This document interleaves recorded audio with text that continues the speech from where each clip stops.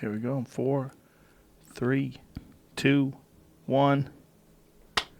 Boom. And we're live, Kat. How are you? I'm good. How are you? Good to see you here. Yeah, thanks for having me. My pleasure. I've been looking forward to talking to you for a while. I know. It's, I feel like been a long time coming. I don't even know how much time we have. I feel like there's a hell of a lot to catch up on. Yeah, there's a lot to talk about, always. You're getting ready for Boise. That's your next fight? Mm-hmm. Who are you fighting? Marion Renaud, July 14th in the CenturyLink Arena. Now, you took a good stretch off, right?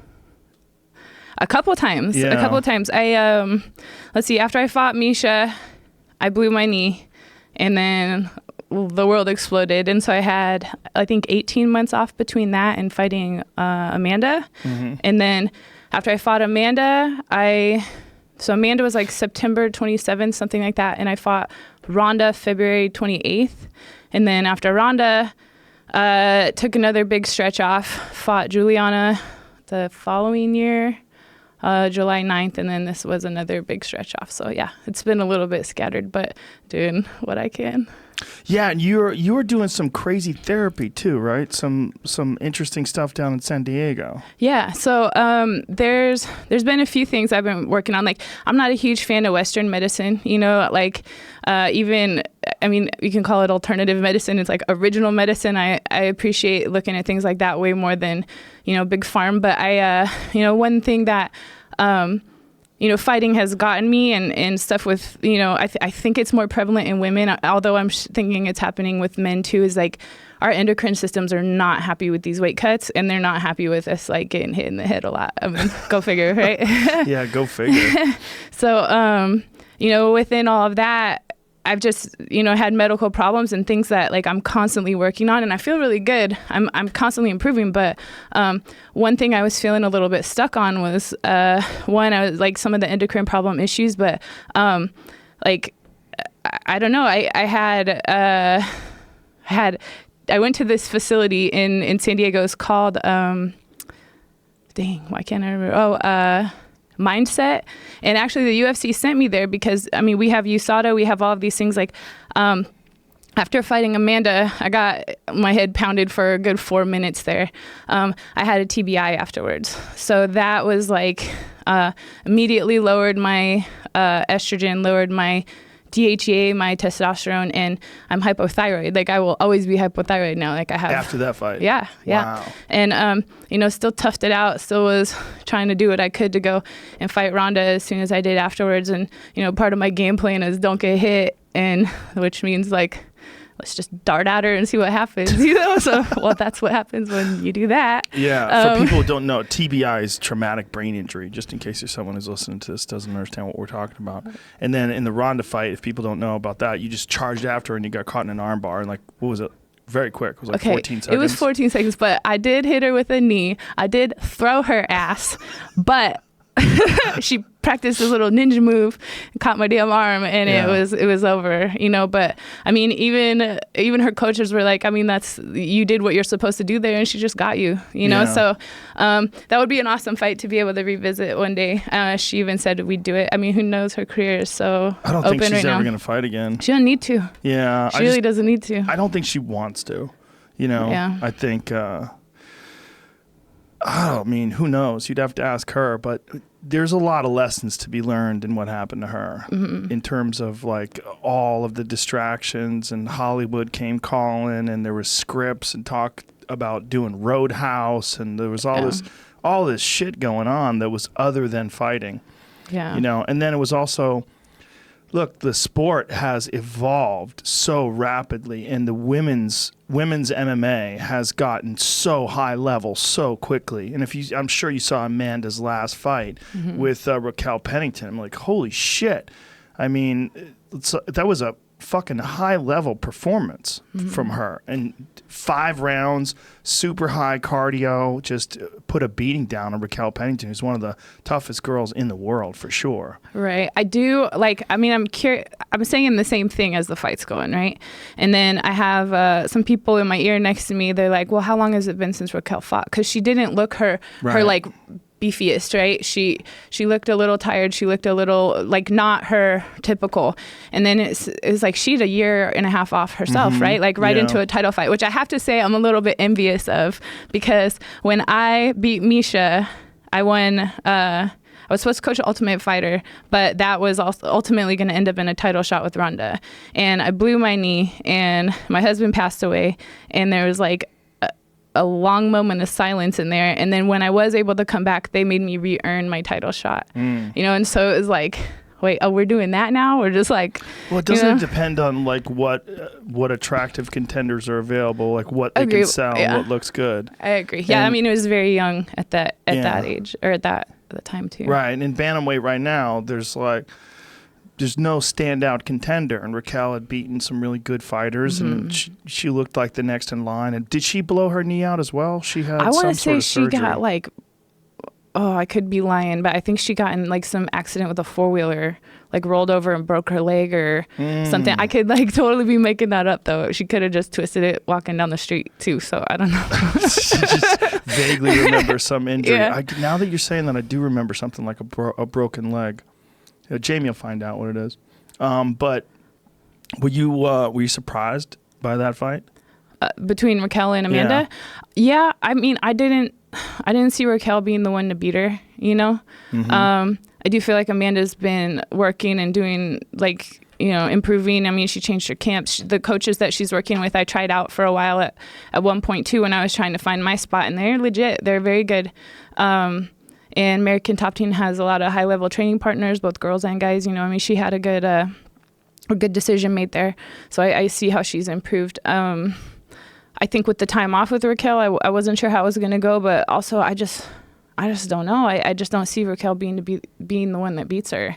It's so hard to tell, you know, right? I mean, anybody on any given night at the highest level of the game, someone can win, someone can be off, someone can be on. Oh yeah, there's no math to be done in this sport. There really isn't. Yeah, the MMA math is ridiculous. No, I mean, sometimes I hear like statistics on me or definitions on me or labels on me, and I'm like, wait, I'm a known striker. Like, I never would have thought I'd be known as a striker. I mean, I've been doing jiu-jitsu and wrestling my whole life, so I mean, I'll take it. Fuck yeah. Well, it was the Misha KO. Yeah, probably, yeah. But even that is yes, but I mean that in itself was like, I love to wrestle, and what can I do once I've closed that distance? Well, it's those short angle strikes. You know, there's knees and there's elbows there. Those are the most destructive things I could possibly do to someone when we're that close, and to do all that work to get that close.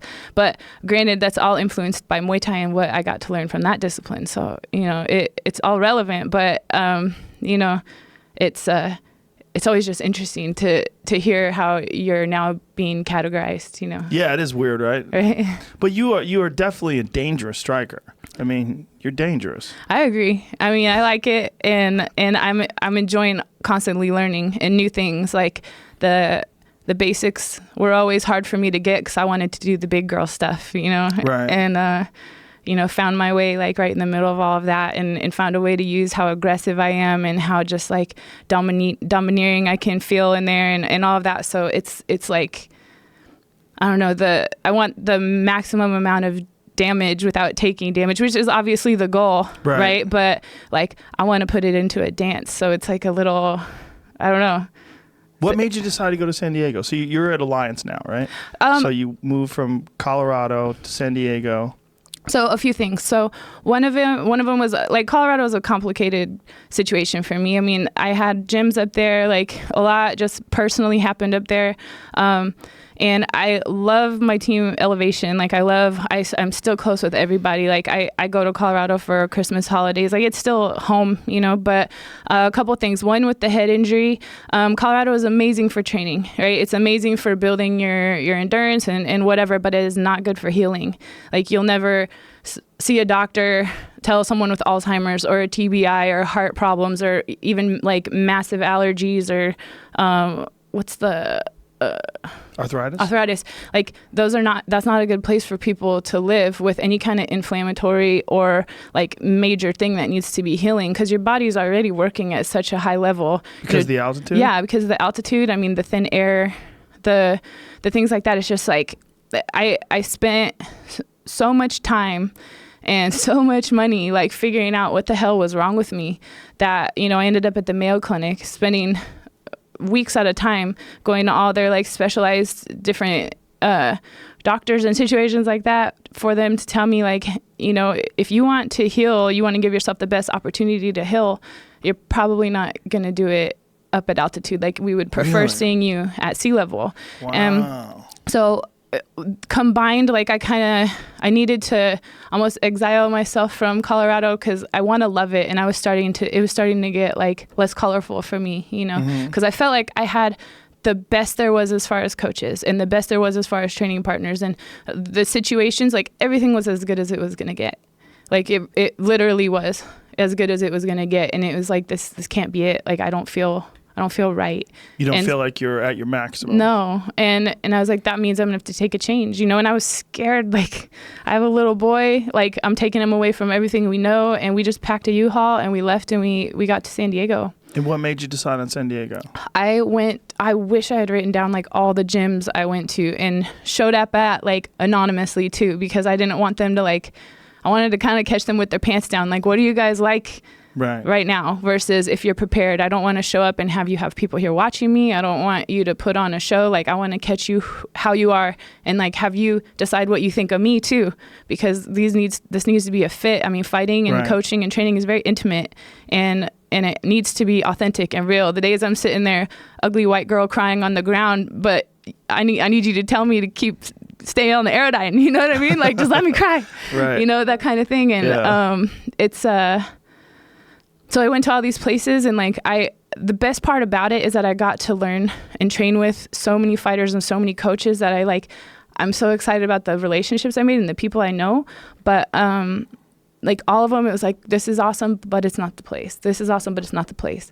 I came up to LA and I was very close to going to American Top Team. They had an awesome deal set up for me to go, like helping me with my kid, helping me with a good percentage for training, like how living situation was going to be. They were going to accommodate me really well.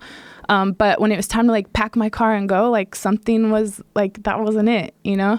And so Florida, I'm like, that's the problem. I mean, sweaty all the time, like right here. Yeah, under boob sweat. Yeah.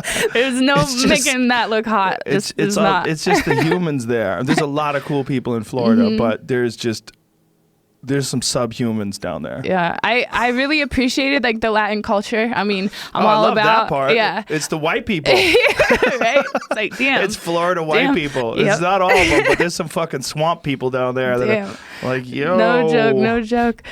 So then I looked west, you know. I know Ed Suarez out here. He's my manager, and I had a few pockets of people I knew that could maybe be a support to me and my kids. So came to LA. If I was here, I was going to go to Black House. I think, where's Calvin Castellum training again?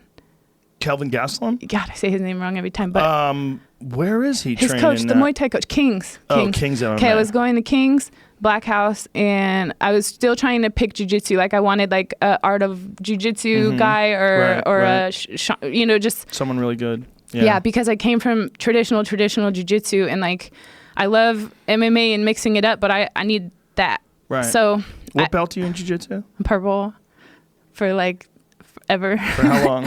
Like 6 years maybe. How come so long? Because I'm being a weirdo about who promotes me. Because my husband promoted me to purple belt, and like I really want whoever takes over the lineage to be like that. Like, I don't want a different one from 10 different people. Like I want that, like I want to pick and it be right. And so actually now I'm super excited because I just started training at Atos, and I have so much respect for Andre and his wife and Angelica. He's awesome. They're Andre so Delval. good. There's so many good fighters that come out of that gym too. Great jiu-jitsu fighters. I've been training there like 4 weeks now. And I've trained there before, but like every day 4 weeks now. And I've only had like one day where I walked out feeling like a rock star. The rest of the days they were whooping my ass, but it was good, you know, like right. I needed that. And it tells me, you know, super high level. Yeah. Yeah. And it's just been so good, and to see myself that way and to hold people that way. Like, I was legit at jiu-jitsu, man. I was like killing it on the circuit for a long time, and then MMA comes in and puts this pressure on like even those kinds of competitions, even though they're not even the same animal. And I'm annoyed that I let that bother me and keep me from competing in between fights, because I loved that. So you mean because you have a big name in MMA, you feel weird about competing in jiu-jitsu tournaments? I think I did. Or maybe I thought I'd pick up bad habits, or I would do whatever, but because maybe other people had that experience. But like for me, I need to see it for myself. Like if I go and I do a tournament and I do great, then hell yeah, I'm going to have higher expectations of myself in a fight. If I go and I do shitty, okay, well, like now I get to learn. Like that competing is where I get to learn everything, and spacing out these competitions, especially the time I've had to take off in between fights. Like I don't believe necessarily in ring rust, but like when they say go, I don't know what go means until a little bit later than I'm expecting. And it's been the pattern in these last 2 fights. You mean when the fight starts, you still feel like, is this really happening? Kind of. Well, even this last fight with Ketlin, like we got in and I was like, do I remember what to do here? You know, and I was like, fuck it, I'm just gonna throw bombs. And the whole time I was just like, and that's not me either, you know, it was just like chucking my hands at her and hoping they land. And if they didn't, like, get the fuck out, you know? So did you feel like out of composure? Yeah, until the third round. And then the third round I was awake and ready to go. And I mean, I felt warmed up. I felt right. And, you know, she was looking at the clock and backing up and all of this. And I was just like, come here. Like, I'm ready to fight finally. Like, come here. And, you know, I don't know. So there's something to be fixed about that. I don't think it's a secret, but I don't know. I think maybe something with the warm up, I need to like fully like have like a respiratory exhaustion before I go in, so I can simulate those first rounds being the hell out of the way. So even in wrestling, just a nerve thing or I don't know. Adrenaline thing. You know, there's a lot to it. Like, gosh, we're bouncing around all these different things. But I mean, the one thing with that treatment center that I went to is like doing different things, like dealing with your psychology, dealing with like the synchrony in your brain, you know, having your brain function on the same hertz at the same or different areas of your brain. So what did they do exactly? How is this therapy? So it's these magnets, right? Like the main people in there, I mean, it's beautiful, not beautiful, but beautiful to see sitting in the lobby waiting when you see people with Alzheimer's come in. Like there's a man that wheels his wife in every day, and you can I think at the beginning of the week she gets like an IV, so she's like a little bit more up and chipper, but by the end of the week, you know, she's a little bit more slouched. And stories like his where he's talking about you know, before they started going in there, she would just go to the bathroom all over. And every day this man takes care of his wife, puts her makeup on her, like goes and gets her hair done, even though she doesn't even know, you know? And now she can at least tell him that she needs to go to the bathroom.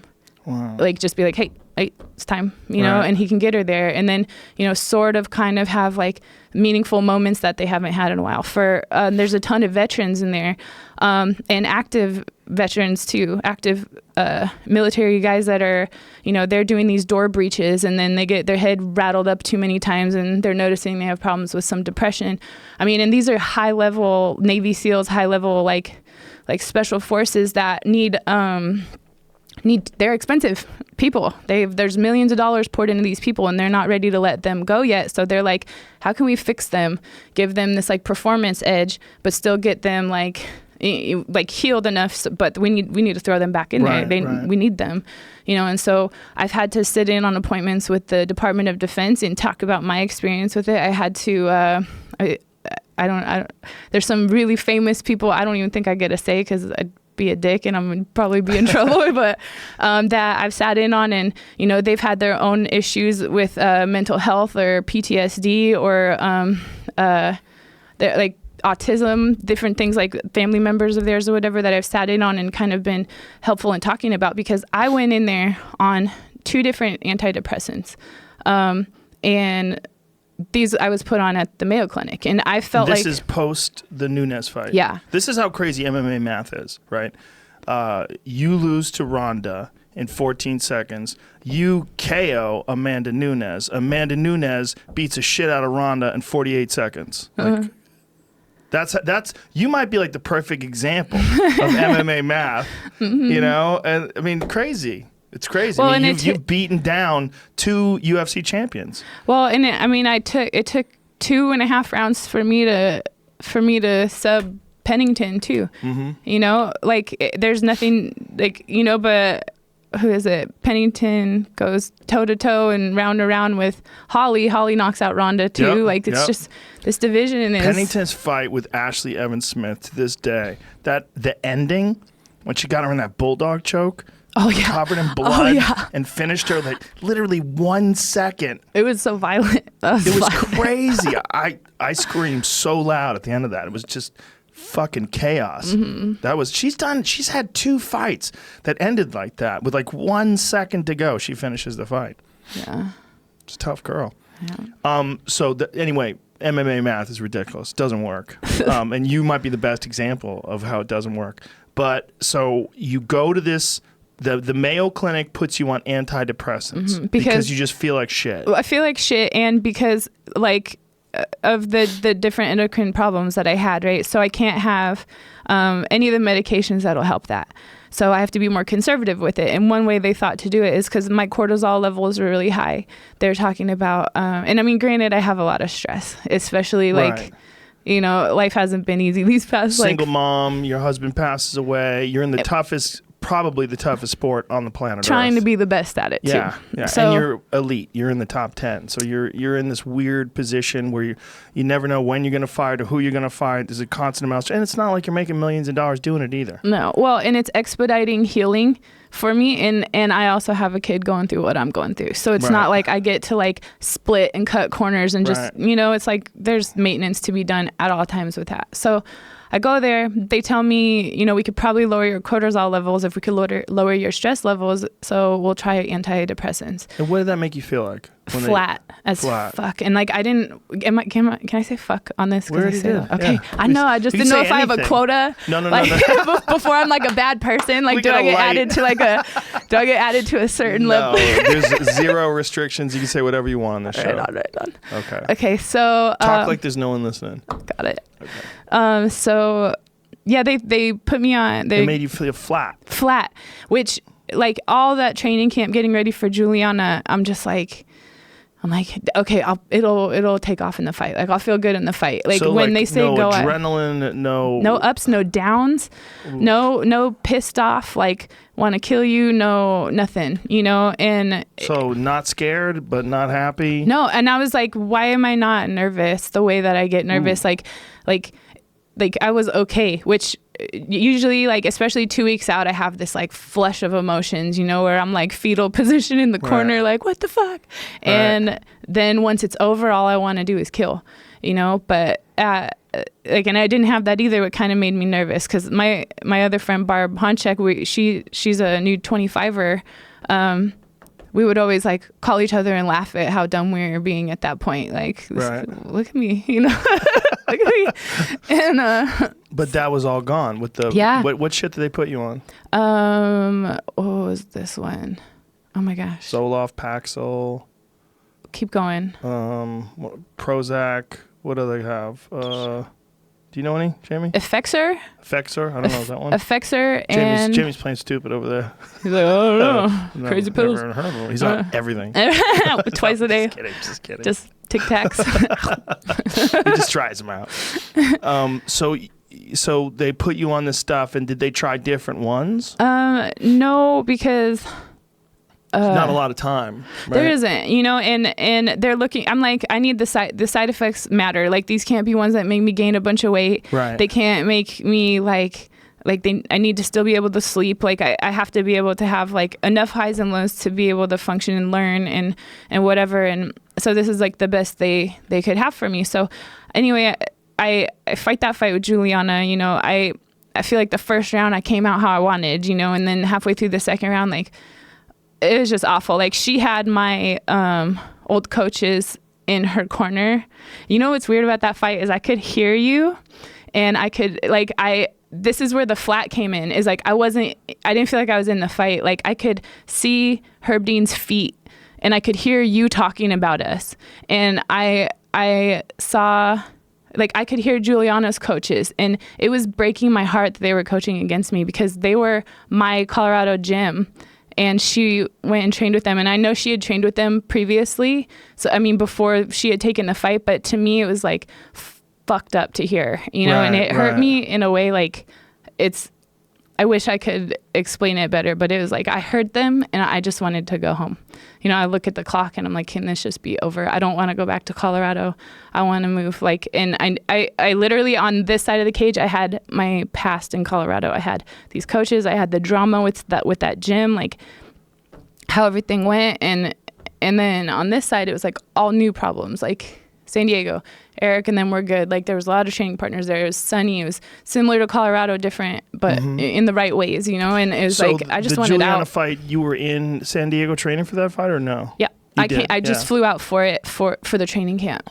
And while you flew out there, you were still taking the antidepressants. And did that fight convince you to stop taking them? Yeah. So after that fight, I went to what did I do? I think I went to I was at the PI. I was working with Novinsky and people on like what to do about that. I even talked to Gordon, Dr. Gordon, Mark Gordon. Yeah, to help me with all of that too, because he thought there was a more conservative way to help me with those issues as well. And so I was talking with him. I had him talk to them. They were all trying to figure out a way, but still, there's no ways to even just naturally bring you up. Did you think about retiring? Yeah. And that's the thing is the center was really the place that is like, okay, I'm going to go here. I've tried everything else. I'm going to go here. And if they can't fix me, then I'm going to have to be done. How crazy is that? How fucking hard does Amanda Nunes hit? It's nuts. She does hit like I don't want to say she hits like a dude because that's kind of weird. You know? She hits like a dude. I'll say it. But yeah, it's I remember being surprised. I remember like having this open guard on the ground and kind of like, come here, you know, like I dare you. And then she hit and I was like, oh, oh, you have those. The fuck? Yeah, you could see the look on people's face when she hits him. Like you saw it with Ronda, like right away. Yeah. There's a part in that fight because I watched our fight after and like she hit me and it like did some, I think it's right when it had to be when I hurt my head because it like dropped my arm and it dropped my neck and I just remember like seeing like the little Tweety birds and I was pumped because I was like, that's where the cartoons get it from. It's because somebody explained that shit. That's exactly where they got it. It's like, woo. Wow. And my arm, like I couldn't get my arm back up. And I remember listening to you. Tweaked. And you're like, Kat's not intelligently defending herself. I'm like, listen, Joe. That fucker won't work. Yeah. You know, and then she screwed up because she grabbed my knee. And my knee was the one that was like the catalyst to all my problems over the last couple of years. And it was just like, don't fucking touch that. And after that, it was just like, so you got angry when she grabbed your knee? Yes. But it was the wrong knee, but I knew what she was trying to do. Right. You know what I mean? Yeah. So and then on top of that, it was like, it's just, I don't know, the rest of it was just like punishing her. She was kind of like sassy before the fight anyways, like in awkward ways, like not even like cool hypey ways, like just staring at me really weird in a room where it was just like me and Tim Kennedy sitting there eating like watermelon and stuff after weigh-ins, and I look over and she's just like like staring at me all weird. I was like, damn. Tim's like, dude. I'm like, I know, what do we do? I'm like, I can throw a plate of watermelon at her, or I can throw a table. I don't know which one we're doing here. Right. Wow. When you stopped her, we've played the recording of you screaming like maybe 10 times on this podcast. Because to this day, that is one of the rawest moments I've ever seen inside the octagon. Like when you jump, like when they stopped that fight and you screamed, it was fucking bone chilling. It's so, I mean, I'm sure you've heard it, but here it is right here. Play it, Jamie.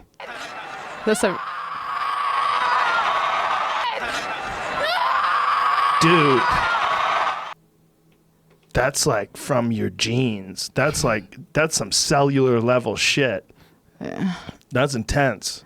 It's relief. It's like I didn't like we lived, you know, like we lived. They didn't. Like we get to eat. They don't. You know, it's relief. It's It's primal. Yeah. Yeah, I mean, you were, like you said, you lived. Because that was, I mean, look, it's just a fight. There is a referee. You're going to be saved. But one of the things that George St. Pierre said last week when he was on the podcast, he said the mentality that you go in there, the way you fight, you are a warrior. Like you know that you're going to be rescued, but you are fighting for your life. And when you're fighting a fucking killer like Amanda, and you get lit up like you did and survive that first round, then go back and stop her, that's where that comes from. I mean, that was just fucking intense. Well, it's the practicality to me, right? Like, yes, exactly. We have a referee, we have cage walls, we have whatever, fans, it's entertaining people. But like, I need to know that, like, that be in nature, that be doing whatever, that be self-defense, that be fuck us fighting over a territory or food or whatever. Like, I need to know what would happen. Like, if we had, like, that's why I want these finishes. We only get 15 minutes to be able to tell ourselves what would have happened in that situation, and when it goes to a decision, I'm pissed because I don't know, Right. Like, you don't know, especially these 3-round fights where I'm waking up, like these last couple fights, like late in the fight, I'm pissed because I'm like, I don't know. If that would have been another 30 minutes or another 2 hours that we're scrapping in the woods, like, who gets the bone? I want to know. And so it's crazy, and it's your practicality and it's your survival, and this is the way I get to know myself. Dude, that's deep. Who gets the bone? Whew. Damn. The way you just put it, I don't think I've ever heard anybody put it that way. You need to know. Yeah. That's intense. But I get it. That's where that scream comes from. You got the bone. It's my bone. So, you go down to San Diego. What was your short list? Before, by the way, I'm a huge fan of Eric. Alliance is just one of the best camps, for sure. And I think Eric Del Fierro is like probably one of the most underrated. And because he doesn't toot his own horn. Yeah. He's like in the shadows, laid back, doesn't want any attention, just not trying to get any attention. Like, he's the last guy to like request attention, but super, super knowledgeable and one of the best guys in a corner too. Yeah. Like, his advice is always excellent. Like, I've never heard him say the wrong thing in a corner. He's always like on point. But what was your short list of places to go to besides Alliance? I went to... Did you go to New Mexico? Yes, but I feel like I'm not trying to walk in on Holly and like make shit weird. And we're going to fight each other at some point, I know. And that just, I don't want to be that guy, Right. Although I know I'm welcome and I know that everyone there has always been nice. I've gone and trained there before and it's been good. But it's just not a cool move, know? I went down to Arizona with Crouch. Loved it there. Another great guy. Yeah, great. I feel the same way about him. Same, yeah. Very, very, very humble, very good. Yeah. Super knowledgeable too. Up in LA was cool too, but it was a lot of that driving around in the traffic and congestion, and I couldn't sacrifice it is so many people here. Yeah, and coming from Colorado and coming from like chill outdoorsy, you can drive 20 minutes and be somewhere no one's ever stood before, to like stuck in traffic, breathing air you don't want to breathe, like everyone's a little pissed off, but no one really knows why. Yeah, like, too many people. Jamie's crazy. Right. Jamie's been saying this forever. Yeah, we're gonna leave. We're gonna leave together. We're gonna look. We're thinking of bailing. Yeah. And where would you go? Maybe Colorado. It's so dope. It's pretty dope. Oh, good there. So Damn. good. Food culture could be better there. I wish we could combine that food culture of what kind LA. of food culture? What are you into? I mean, I'm into health food. I'm into like ethnic food. I like I like trying new stuff all the time. I'm not very like food chainy, I'm into fire and meat. Yeah. Are you? I know. It's so good. I like. So good. Meat over fire. Yeah. So I've decided. I've tried all kinds of different shit. I always go for the steak. It's like vegetables are great. I love vegetables. Yeah. But you can get them anywhere. You can get them in Colorado. Not really. I mean, it's not exactly the produce capital of the world up there. No, but you can get them. Yeah. Yeah, it's not the best. Yeah. Just get a greenhouse. Grow some tomatoes. On my spare time. Yeah. So, did you try Montreal? Did you think about 5-star? TriStar, rather? I did not. Well, I thought about it, but I don't know. I didn't get up to Canada. I went to Thailand. I went to Mexico. I went to... Do you think about going to Thailand? Yeah. Like I love... Yeah. I mean, really? When I'm there, especially, it's like it's a Buddhist culture. People are so happy. I mean, you have your shit there just like you have it everywhere else. But at the same time, like The Muay Thai training is good. I know the places I would go to jiu-jitsu, like the Fairtex in Pattaya is coming around and pretty solid. Like I even considered that for this camp, just to kind of like make some changes, because I really want to have that influence and that like exposure to the authentic Muay Thai again. Like when I looked back at my most successful and most happy times after these 3 fights, I've lost 3 in a row. Like that doesn't happen. I'm not saying, you know, I'm like, no, I'm better than this. Like something's up. And I know there's a lot that I need to work on. I mean, like on my life in general, and I'm doing it, and I'm happy to be doing it, and I'm happy to be getting the lessons, even if this is how I have to get them. Like, fuck it. At least I know. Right. So, I tried to look back and analyze, like, what was I doing when I was my favorite fighter, when I was feeling the best? And it was like very traditional thick Muay Thai and very traditional thick jiu-jitsu. So that this camp has been something that I'm going to also be outsourcing, because I want to be in like that element. So I'm doing actual Muay Thai with John X. He's a Jeremy Stevens Muay Thai coach, I think too. And then my jiu-jitsu with Atos. And then, because before it was like I would do these separate disciplines, put them together in drills and sparring, and then go mangle people. And then like have fun with it, because it's like these little goals I'd set, like this little bucket list I would take into a fight with me, and try to pull those things off, and then go learn new stuff, and then go try to do that. That's why I was constantly evolving every fight. Even the fight with Amanda, when I like snapped her down and I had her by her head and everyone's screaming, knees, knees. I'm like, hold my beer. And that's when I go and I throw her with the, you know, what do they call it, a DDT? It was a freestyle like front headlock suplex, but it was like I want every fight to be different and fun. Like know what I have, but see what else I got, kind of thing. And that I don't even get to play that right now because I'm fucking up and I'm not doing what I want in these fights. So I decided to take steps backwards. And how do you feel in training? In training, I don't know. It's something's been missing, and I'm partially wondering if it's that, you know. So like every fight, I'm looking to make improvements and change. Like I'm not gonna ever sit here and say I know everything, and that it's just I have no excuses. Ketlin found a way to beat me, you know what I mean? Juliana found a way to beat me. I kind of beat myself in that one too, because I let my head get into me, you know, and that sucked. And again, another thing for me to have put time in, and I'm happy I did. But I mean, that got me to move to San Diego. So I mean, I'm happy for that message. It cost me a lot of money to get that message, but I'll take it, you know. And Ketlin, yeah, she found a way to beat me, and to have been beaten by jiu-jitsu when I feel very accomplished in jiu-jitsu, that like stung differently. You know, it stung way differently than just someone else getting their hand raised. Do you feel when you're in training that you're the same as you were before when you were at your best? When I was at my best, no, but it's something that I'm working on. Like I know I have like the hangups that I have. I know there's a ton of mental stuff.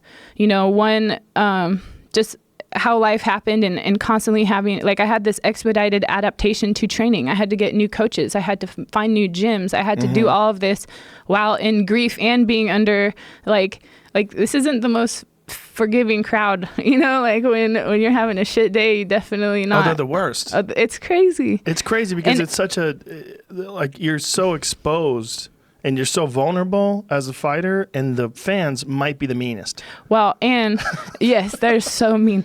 But I feel like I have the best fans too. Like I have the ones who really love you. They're so ride or die, and like I'm so proud of them. But like I didn't even start doing my own social media. My husband did my social media, and so all of a sudden I get thrown into social media. And how social media works when I'm at my most like low vulnerable. And you're reading all that shit? I didn't know you're not supposed to. I'm looking at it like investments, right? Like I'm like, oh, here's a stock. I'm gonna put money into this stock and let's just see how it turned out. Oh, and then that's I funny. was like, oh. And I think the first person that ever told me not to do that was Callan. Like later, he's like, never read the comments. Brian Callan? What are you doing? Yeah, Brian Callan doesn't read shit. He's like, don't read the comments. Yeah. But I'm like, well, how will I know how I did? He's like, just fucking know in here. Yeah, you'll know from your peers. Right? You'll know from your coaches, and you'll know.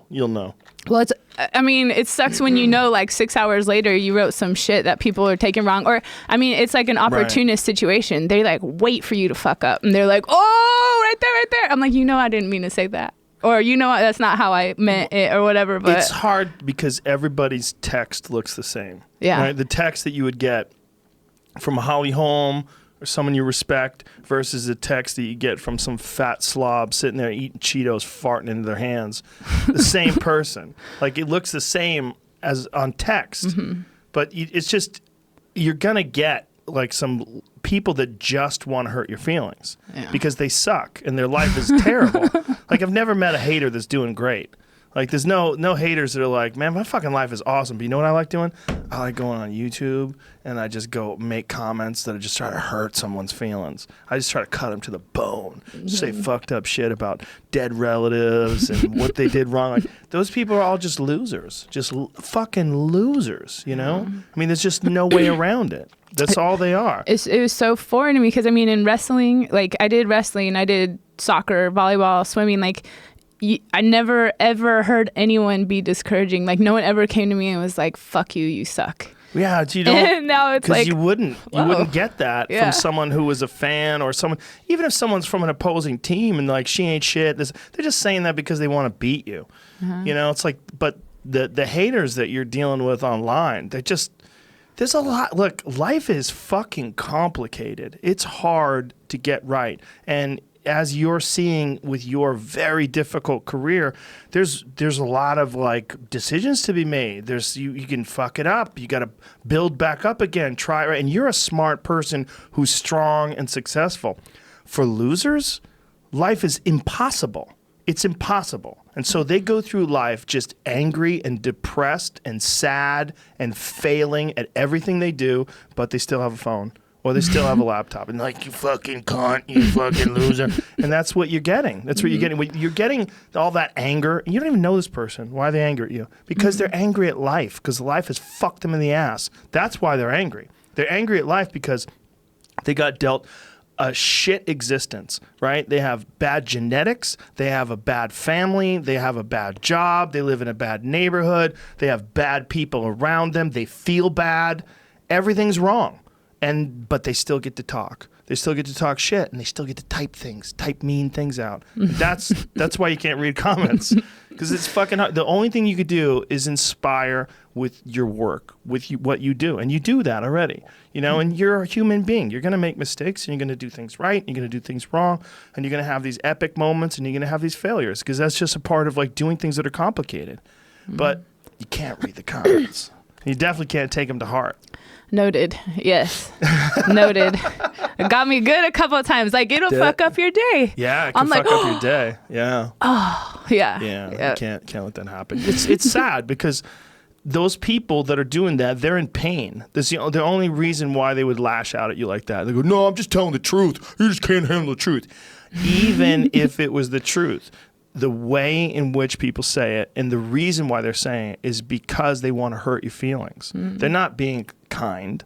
You know, there's a lot of that going on today. I mean, even in the media, the way people tell stories and write articles about people, it's like they're not, it's not just that they're trying to tell the facts and explain what's happening. They're trying to cut people down and hurt people. And I mean, I wonder how much of it has to do with the fact that our fucking president does that, because it seems more prevalent now than ever before. It seems like there's like a trend. And I think a lot of like, one of the things about the president, whoever the president is like there's some people that are not going to listen to anything he says, but there's a certain amount of people that are going to take his actions and use it as almost like a barometer. An example of how they should behave and how this country behaves. It's like he's the top dog, and when the top dog is insulting people all the time and saying shitty things and all still the time, can be successful. Yeah, it lets people know this is, you want to get ahead? You want to get ahead? You got to do like him. And then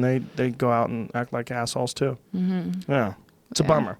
So anyway, you go down to San Diego, and what are they doing for you that gets you off of the antidepressants and gets you feeling better? So it's, again, like you get in there, and I mean, it's scary to go. Again, like I said, there's all these different people in there. The man found the research on it by treating his own autistic kid, and you can see the before and after videos of this kid, and it's like, damn.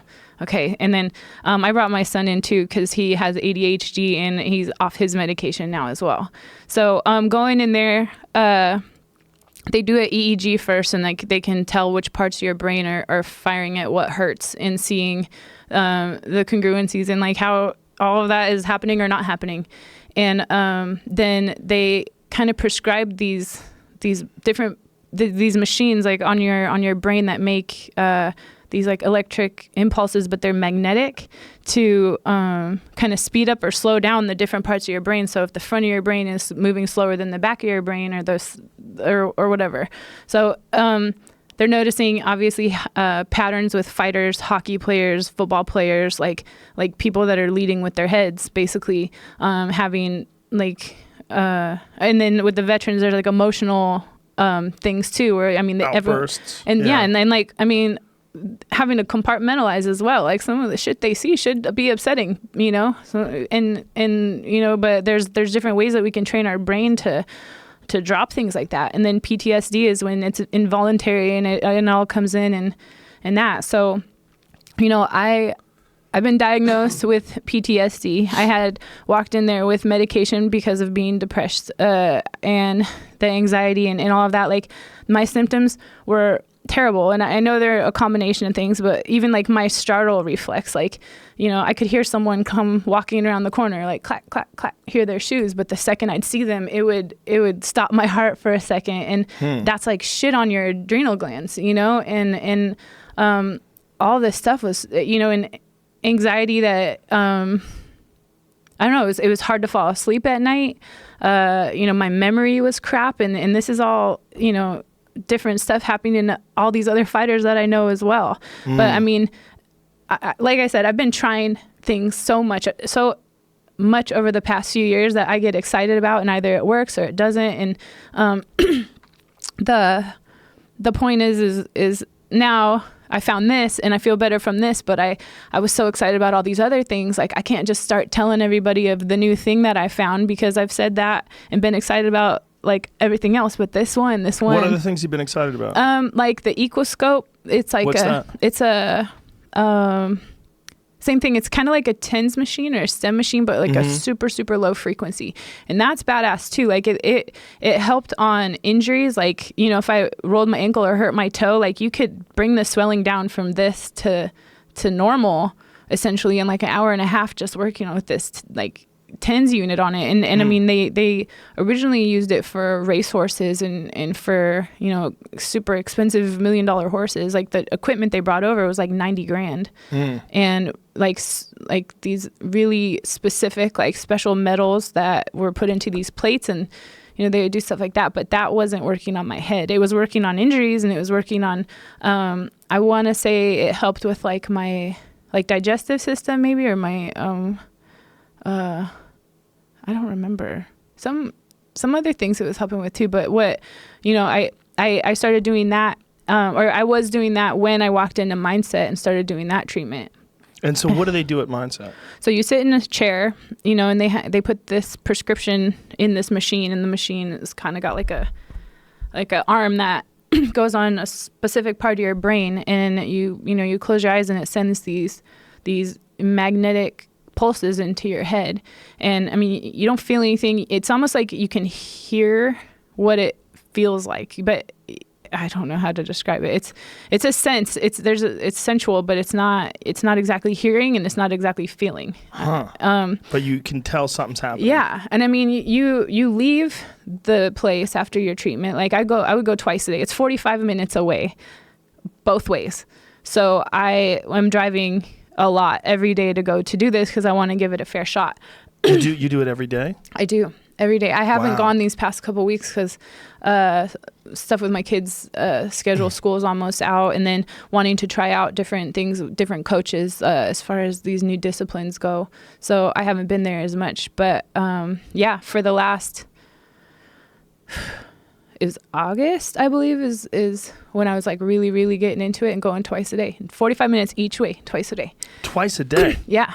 So you would spend 45 minutes one way, go back, and then go back again, and then go back. Why don't you just fucking move closer to where the place is? Because the Alliance was down there. Oh, and damn. so I would Jesus. drop my kid off at school. I would run, and then I would go there. I would do my treatment. I'd go back to practice down in southern San Diego. Then I'd get my son, and then we'd go up there for the afternoon session. And then I'd come back down, and we'd go to his sports, and then I'd have my second 2 a day. Jesus. Mm-hmm. That does not leave a lot of free time for Cat Zingano. Oh, hell no. Oh, hell no. Just that alone could be stressful, and all that fucking but driving. I was seeing the results. That was the crazy thing, is I was feeling better. What did the results feel like? When I just walked in, like, God, like I couldn't sleep. I had just anxiety. Like I had that startle effect going. Like my memory was shit. And these are all things that I went to the UFC PI to talk to them about, because I'm like, I don't know what to do. Like I want to fight. They offered me to fight Chris Cyborg at 145. And I was like, more the same. Yeah. And I was like, well, like, hell yeah, let's take that. But like, can you guys at least help me get this shit figured out first, please? You know, and they're like, sure. So Duncan French, he's at he went to college and was he was at Notre Dame using this treatment with the doctor, Kevin Murphy, that runs the Mindset. So he was like, this guy is doing a lot of things with people as far as brain health. He's like, go see them when you get back to San Diego. It's kind of far from you, but like, give it a shot, Kat. And I called the guy.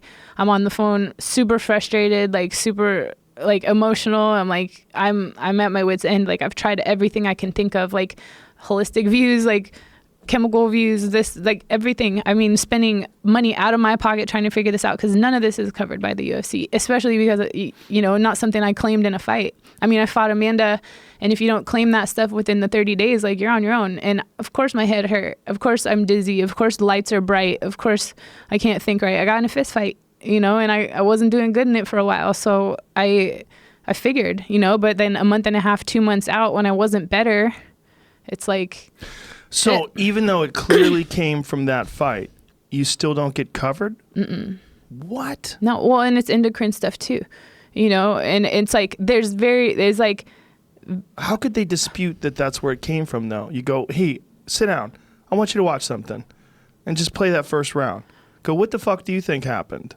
Yeah, I don't know. But, I mean, if you play that video for them, if anybody in the insurance business was denying you coverage, saying that didn't happen while you were under the banner of the UFC, like, you're out of your fucking mind. Watch that video. What do you think is happening? Well, this fucking assassin is throwing bombs at your face. I mean, that is crazy that that's not covered. Yeah. That makes me sick. Oh, it's frustrating because by like literally you look at the papers, like it cost me more to fight than I make. Listen, you know? It might make sense if it was dealing with a broken hand or a torn ligament or something like that. It might make sense. It might. It does not make any fucking sense if you're talking about brain injuries, because anybody who understands how brain injuries work know that there's a considerable amount of time after a fight where you still are suffering from symptoms, and you might decide 30 days later, 60 days later, 90 days later, you got to do something about it. Right. Well, I mean, now I know. Yeah. Now I come out of a fight and I'm like, my pinky hurts, my elbow hurts, my hair hurts, my eyebrow hurts. Like, we're going to claim all of this, you know, because before I was just being tough, you know? Yeah, but that's what fighters do. This is why it's so crazy. And I didn't get it, and I didn't know. And then... But they should know. If they're in the business of insuring fighters, they should have a larger window where people can claim head injuries. Right. You're talking about... That's, I mean, that it kind of goes together with like any kind of mental anything. Like you talk about mental illness, you talk about head injuries, you talk about TBI, it all goes into that stigma of like, you can't see it, so it must not be real. Right. You know what I mean? Right. Or whatever. So it's like... But that's the head injury business. Mm-hmm. I mean, basically... Yeah. The point is to make them drop and be done. That's what everybody... I mean, it's not the worst thing in the world to win with a body kick or an arm bar, but the reality is what people like is to see head injuries. Mm-hmm. We're in the head injury business. Right. You know? Yeah. Yeah. So how long after you starting with this treatment do you start to see results? So I would say... The first thing I noticed was my motor skills in practice. So, you know, I would go So you think your motor skills were impaired? No, I just feel like I had a block. Like I said, like it was comical, and I mean, you can even ask them at Alliance, and it was funny. It was funny, but not to have, like, we're in class, you know, we're learning. I'm watching the coaches, like, they do a drill and they explain it, and they look up, all right, everybody ready? Ready, 1, 2, 3, go. And we clap, and I have no fucking idea what we're doing. You know, like, we walk off, and I'm like, there was even a couple of times where they clap and they're like, Cat, what are we doing? And I'm like,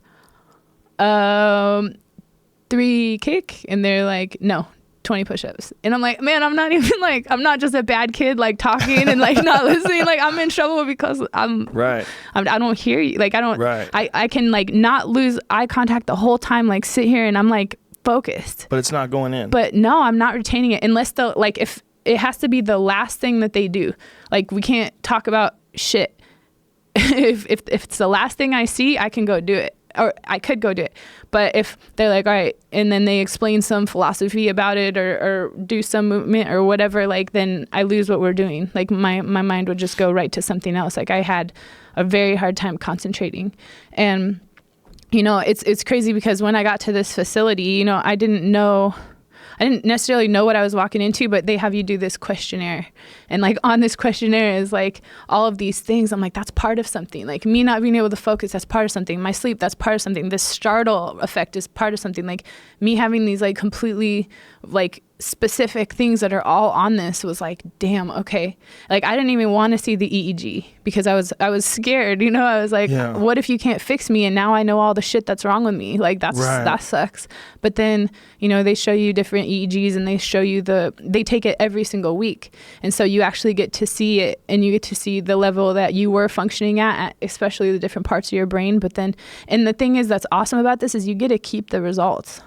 Like, unless you go do exactly what you did and go fuck it up again, like, you get to keep it. It's not like this maintenance package, which is, you know, a problem for these pharmaceutical companies. There's not a whole lot of retention on it because once people get their brains functioning, as long as you're not sitting there hitting your head against the wall, like, you get to keep feeling better. Like, these veterans get to go back to combat or whatever it is their job is. Like, we fighters get to go back. Football players get to go back. Like, I sat in with the Chargers medical staff and talked about our stuff there as well. I don't even remember who else. There was people from all over the country coming in asking about this, you know, and needing to sit in and they're looking at these EEGs in particular. So what is it doing? Like, how is it fixing you? So one, I think there's something with what goes on in your brain with the thyroid stuff, with the endocrine stuff, is like getting your damage to your hypothalamus, right? And that's like that kind of directs all of the information that goes to your thyroid. Your thyroid, then sends out everything to your body. And when there's like a disconnect there, it screws everything up. And then on top of it, like, now that we're cutting the same weight we've always had to cut, but we don't get IVs, and you cannot 100% rehydrate your brain within 45 or 48 hours. Like, you can get your body decently hydrated, I believe, but your brain is it's its own thing, and so now we don't have IVs. Our hydraulic system in our brain is down, and now we're rattling it even more, like, dehydrated. We're just going to have, bigger side effects to our brains being dehydrated with that. Now, the damage that comes to the hypothalamus, to the pituitary, to the your thyroid, all of that goes on there, like that. They're saying that you can get it firing back at a level that it was before it got hurt. Like, as long as the cells are still alive in it, they can re-energize those cells. Now, if you have like just a dead part of your brain, they're not bringing it back to life, but they can use these magnets to kind of fluff them back up, give them back their energy, their life, and put them back into a functional way that was something similar to you at your healthiest, and make it, not more or less durable, just back. Right. Now, when you were saying motor skills, like, what was wrong? Because that's one of the things that they see in fighters that have taken too many shots. They start they analyze fighters' gaits, and one of the things that happens is your legs get closer together. Your balance is off. Your steps are shorter. You don't have that sort of like dynamic, fluid motion to your body, and you're having a harder time with balance and just motor skills. Yeah, totally. So how I felt before going into there was all I had was a gas pedal. I was like, just will, and just fuck them, just because I wasn't reading patterns of people anymore. Like if someone leans this way a little bit, I'm like, oh, okay, I know what you're thinking. Like if they step this way or that way, and even me juking them and like trying to like feint at them, like I couldn't even see the reaction I was making them make. Like I knew what motions in my muscular memory to make them do, but I wasn't getting the feedback because it just like wasn't.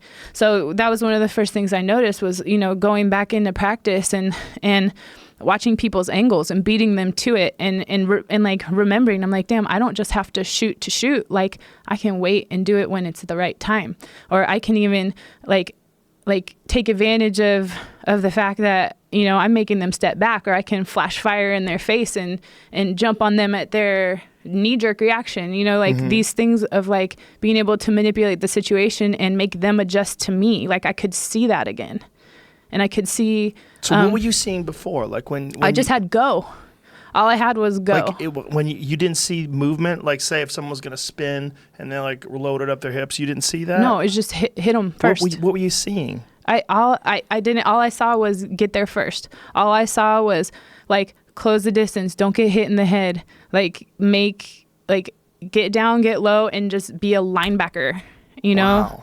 and hit them because I knew I wasn't seeing that stuff. And the more I tried to see it, the more I would just sit there and wear it because I'm like, any minute now, I'm gonna catch the pattern. I'm gonna catch the pattern. But it wasn't there, and it wasn't popping up. So then all I had was just even if you were just like super light sparring, just moving around, you didn't see it.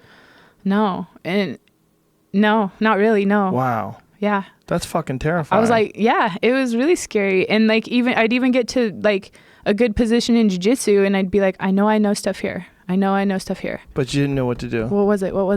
I know stuff, but like it wasn't like, especially with adrenaline firing, like it wasn't just happening for me. And so like 3-4 weeks into that, all of a sudden like that fog was starting to go down a bit. Right. And like part of it was, and I'm also sleeping better. Were you skeptical before, like during like the first week? Oh yeah, because every fucking person I went to could fix me. Right, and you're driving 45 minutes. Like, what the fuck am I doing? Yeah. In a car I leased. So all those miles, it's like damn, and it's super frustrating. Yes, everyone can fix me. Everyone can fix me, and then they don't, and then my heart's broken again, and then I go to the next one, and then my heart's broken again, and then the next one. So this one, I'm like, I'm not even going to tell people about this because I'm sick of fucking hitting up people and being excited about it and telling them to come with me, and then it doesn't work, and then I'm that guy again. Right. And so going into this and then watching it work, and then seeing all the other people it was working for in there and they were never trying to push me to promote it. They were like, just come in, just get here. And if you like it, then because the UFC was talking about getting one of the machines at the PI, and they're kind of going to have me be like a guinea pig for it. Ian McCall went in there too, but it didn't, like he was doing his own kind of other stuff that was making it so it wasn't working for him. But like I was all in. He was doing something that was making it so it wasn't working. I don't think he was coming in often. Oh. So I think, and the thing is that it does stir shit up, right? So like they mess with the levels because again they have to, like, if the back of your brain's running at 4 hertz and okay, 8 is technically where like you're sleeping, you're at rest, like there's part of your brains that could be under your resting hertz, right? While the front of your brain is running at 12. So that's like high anxiety, but like low energy. And they can almost tell you how you've been feeling lately, which was like nuts to me. Right. And they can tell, because of this and this, that you have some OCD tendencies versus this person constantly feels like they have no energy and their memory isn't working and they're emotionally incapable of like being positive force in a relationship right now because they don't have it. So they could read your brain like that? Damn, I need to get my fucking brain checked out. You should. It's scary though, because like you when you see that like little like in there, you're like, what's that? But it's for me, that's a 2-hour drive. Shit. Yeah, I know that I don't know if they have anything up here. I know that they have a bunch all over. Here it is. This is what it's called. The website's not coming up, but this is Personalized repetitive transcranial magnetic stimulation, a non-invasive therapeutic approach to the treatment of PTSD and other neurocognitive disorders. Kevin T. Murphy, MD, Vice Chair, Department of Radiation Medicine, Applied Sciences, UC San Diego, Director, Pediatric Radiation Oncology Program, Rady Children's Hospital, San Diego. Wow. Yeah. So that's where you're going. And I mean, obviously, during this whole thing, you have to be questioning what you do for a living. Oh, yeah. Well, and it's like, okay, so they can fix this. Say they fix it, and then I go do it again. Well, you if know? you're going to fight Cyborg, right? I mean, you were thinking about fixing it, and you were going from one girl who hits like a dude to another girl who might hit like a bigger dude. Mm-hmm. You know, I mean, Cyborg's fucking terrifying. And it's like, I know at my healthiest, mm-hmm. like, no problem. I believe that. Like, I believe in myself like that. Like, right. I can figure them out, especially and find a way to not get hit doing it. Like, I didn't get hit in my MMA career not one significant hit until Amanda. And then after that, I was getting fucking lit up. Right. And not even that, even Juliana, like she kind of open hand bitch slapped me a little bit from the sides, but like I can find a way to like still control it enough to be like very effective without taking too much damage. But right. like that slow of my motor skills, my mechanics, it was really bothering me. And that's not how you go fight someone like Cyborg. You don't go in there with that weight in your pocket, you know? It's so important that you're talking about this because this is such a factor that we don't see on the outside. Other people than the people that are really close to you that you talk to about these things. Mm-hmm. Like if we were seeing you fight and, when we see the decline of certain fighters, you see certain fighters, they're in a couple really hard fights and then you see a decline, like a real obvious decline in their skills and their abilities.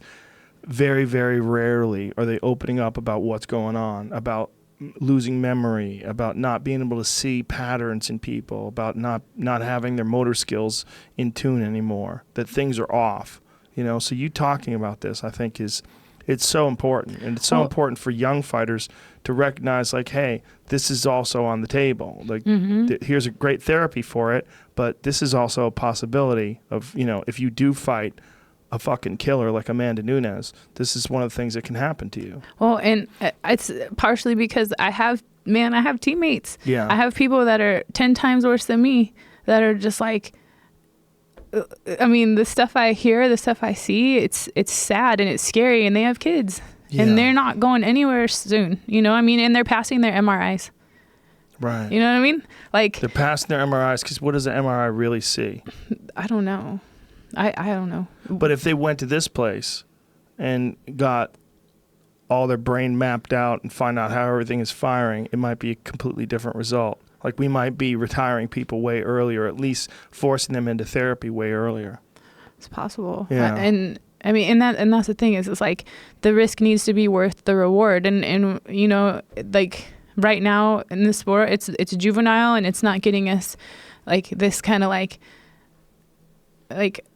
I can't afford to take another 2 years off because I went and I fought Cyborg while I'm sick and something bad happens to me. You know what I mean? Like I want to be sharp. If that means I have to take the time I took off and get healthy and do all of these different therapies, conservative, traditional, non-traditional, like all of that. And so I can feel the way I feel now and the way, like I'm pumped and I'm excited. But like that is something that I really want to know that people know they can go do, and it's not vulnerable. It's not saying you're weak. It's not something wrong with you. Like it's your health and your longevity and your future, because that shit, if you don't treat it, it doesn't get better.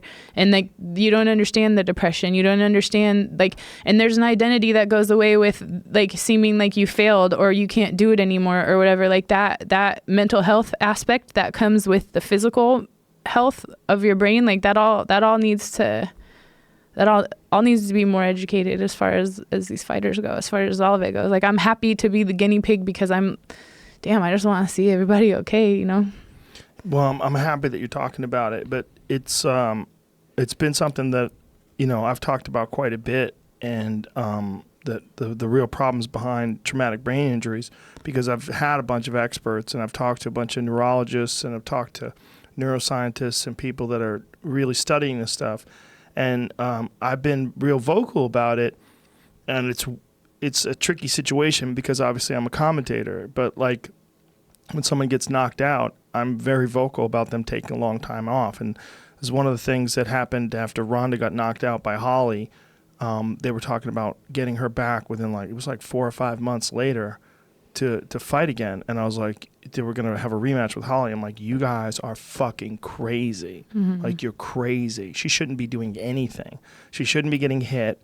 She shouldn't be sparring. She shouldn't be getting her head rattled. And she definitely shouldn't be fighting Holly fucking Holm, who just kicked her into another dimension 5 months later or whatever it was, 6 months later. I'm like, there's no way. This is not, it should not be happening. Like, you don't even know what's going on yet. You don't even know what kind of damage. I mean, think of what happened with you and Amanda. You stayed conscious, at least. Mm-hmm. I mean, Ronda got fucking flatlined and then got hammer fisted in the head while she was flatlined. It was one of the most brutal knockouts in women's MMA ever. Mm-hmm. And, you know, and you saw when she came back and fought Amanda and got hit, like right away. That hesitation. Oh, she was just stiffened up, and the fear. And then also, Amanda, I felt, even before the Holly Holm fight, I felt like Amanda was the more dangerous fight for her because of her hands. Because Ronda's always in this position where she's closing the gap. She's getting close to you because she wants to clinch up with you and throw you and take you to the ground and armbar you and what have you. But with Amanda, you're dealing with a Brazilian Jiu-Jitsu black belt who knocks people fucking dead with one punch. Like, it's a terrible matchup, I felt. Mm-hmm. And obviously that proved to be true. But what drove me crazy was how dismissive all these people behind the scenes were. All these agents and Hollywood people and all these people that just have no idea what business they're in. They really don't even understand this business. The business, it's basically the business, like we said, of head injuries. And you're just like, you're trying to sell this thing where you're dealing with someone who had a fucking significant head injury. And now you're pushing them back in there with someone who's really good at delivering head injuries. Mm-hmm. And is this really all been mapped out? I mean, what kind of training has changed? I mean, is she still with the same coach? Has she done anything differently? Like, what do you think? What result is going to be different? You know, and the downplaying of the significance of a fucking ruthless knockout like that, I just don't think can be understated. I think people should take a long time off when they get knocked out like that. A long time. Yeah. Well, and I mean, and especially some sort of like invasive treatment, like from out the gates for something like that. Looked at. They should be studied. And I mean, I know they put a flashlight in your eyes and ask you if you're okay, send you to the doctor, do whatever. But I mean, like, and I think honestly, that's what the UFC's like effort was in offering this information of this treatment to me, was to see like, hey, is this something that would benefit fighters in a situation like that? It's at the PI. It's not at the PI, but what they were saying is it would be at the PI. Still, but the trick with it is that it is something you need to go to, and you need to go to twice a day and have that like schedule of it and that routine of it. But us as fighters, like flying to only Vegas for it and paying our own room and board, our own flight, potentially having to fly our coaches in to have to, you know, keep us working and doing whatever while we're working. I mean, it's just, I don't know. I mean, I don't know. It's a tricky business, you know? It's a real tricky business. And how old are you now? 35. Do you wonder how much longer you're going to do this? I feel like I got like a good couple years left. Like I'm still having fun, you know, and like the chess of it is still fun, and like the training is still fun, and I'm still learning and like enjoying it. And I don't know, like getting through everything that I'm getting through and learning everything that I'm learning is like, it's so inspiring to me, because I definitely don't feel done. Like I still have so much fight in my heart, and like I really love putting my hands on people and always like advancing and improving. And the day I stop improving, you know, then I can look at that. But right now, like, I don't care about plan B. I don't care about what's next, because that's not what's happening. So your passion for doing it is still there. Yeah, and the purpose. There's the passion is huge. I love the passion, you know, that to me is huge. But the purpose, like the bigger picture, the what I'm doing here, what I was born to do, what I was born to get through. Like I have to get through this. Like I want to get through this, and I'm getting through this, and I'm watching myself, and that is like, it's badass to me. It's exciting to me. It's what I'm doing here, you know, and I'm all in, like, and I can I can just make things for myself that I get to show myself every single day that, like, no one could have ever told me. You know, it's all stuff that I know firsthand from my experience, from my world, from me trying things, from me risking things, like all of that. And to understand myself and to know myself, like, it's been the biggest reward out of all of this. You know yourself through the struggles and know yourself through the fights. Yeah, all of it. I mean, and like even how much you get to learn just even going into a fight, right? Like realizing, so going into a fight, being on antidepressants, like, okay, I'll wake up. I don't know what this will do. I feel flat. I don't feel flat. I'll be okay with these people there. I won't be okay with these people here. Like all of that is very clear about things that, like, this has my attention, whether I know it or not. That's something in my life that needs to be looked at, needs to be addressed. Okay, there's direction. Like, all I ever want is understanding and direction. Like, I just want to know, you know. And so I get to deal with that leads me to come to San Diego. San Diego is a new chapter in my life that I get to name, you know. Also for my kid and myself, like, I get to reveal so much to myself through trying different things and through just kind of like letting life take me down the path that I'm supposed to, without me sitting here freaking out about control, freaking out about things that I can do nothing about. You know, I just want to walk away from all of this, like, content and happy with how I did, whether that means I never have my hand raised again. I don't think that's the case. Like, beating these girls, having the belt, that is not a pipe dream. I already beat them. You know, it's not like I'm incapable of that and I'm just wishing I got my fingers crossed. You know, it's not that. My whole journey of my life in sports from being a kid was to meet my highest best, to be my highest good. And that is what's driven me the whole time. I look at these girls and I respect them because they're here doing what I'm doing. We're all just out here trying to be the best at it. We're all trying to participate. We're all trying to, you know, find ourselves in it and learn what we can learn and go implement it, you know. And so for that, I have respect for every single one of them. Some of them I like less than others. Some of them I like more than others, you know. But really, like, we're building this stage together. We're doing this together, you know. And I'm extremely proud to be part of something like this. And my position in it and my purpose in it is to, you know, find my personal good, my personal best. And, you know, this has been an extremely long road for me. Nothing has been easy, and I respect that. Like, I'm grateful for that. Like, all the things I know because of the hard times, like, I feel fortunate to know, you know, and I would never have learned them any other way. And I get to handle them. And not only do I get to handle them, I get to like relate and understand people and see things differently because I get it, you know, maybe not exactly word for word, pinpoint. Ooh, I'm not even going to try to say that.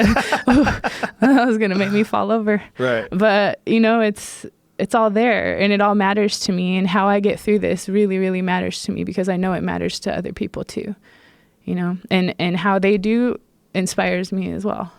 Do you know what you're going to do when you stop?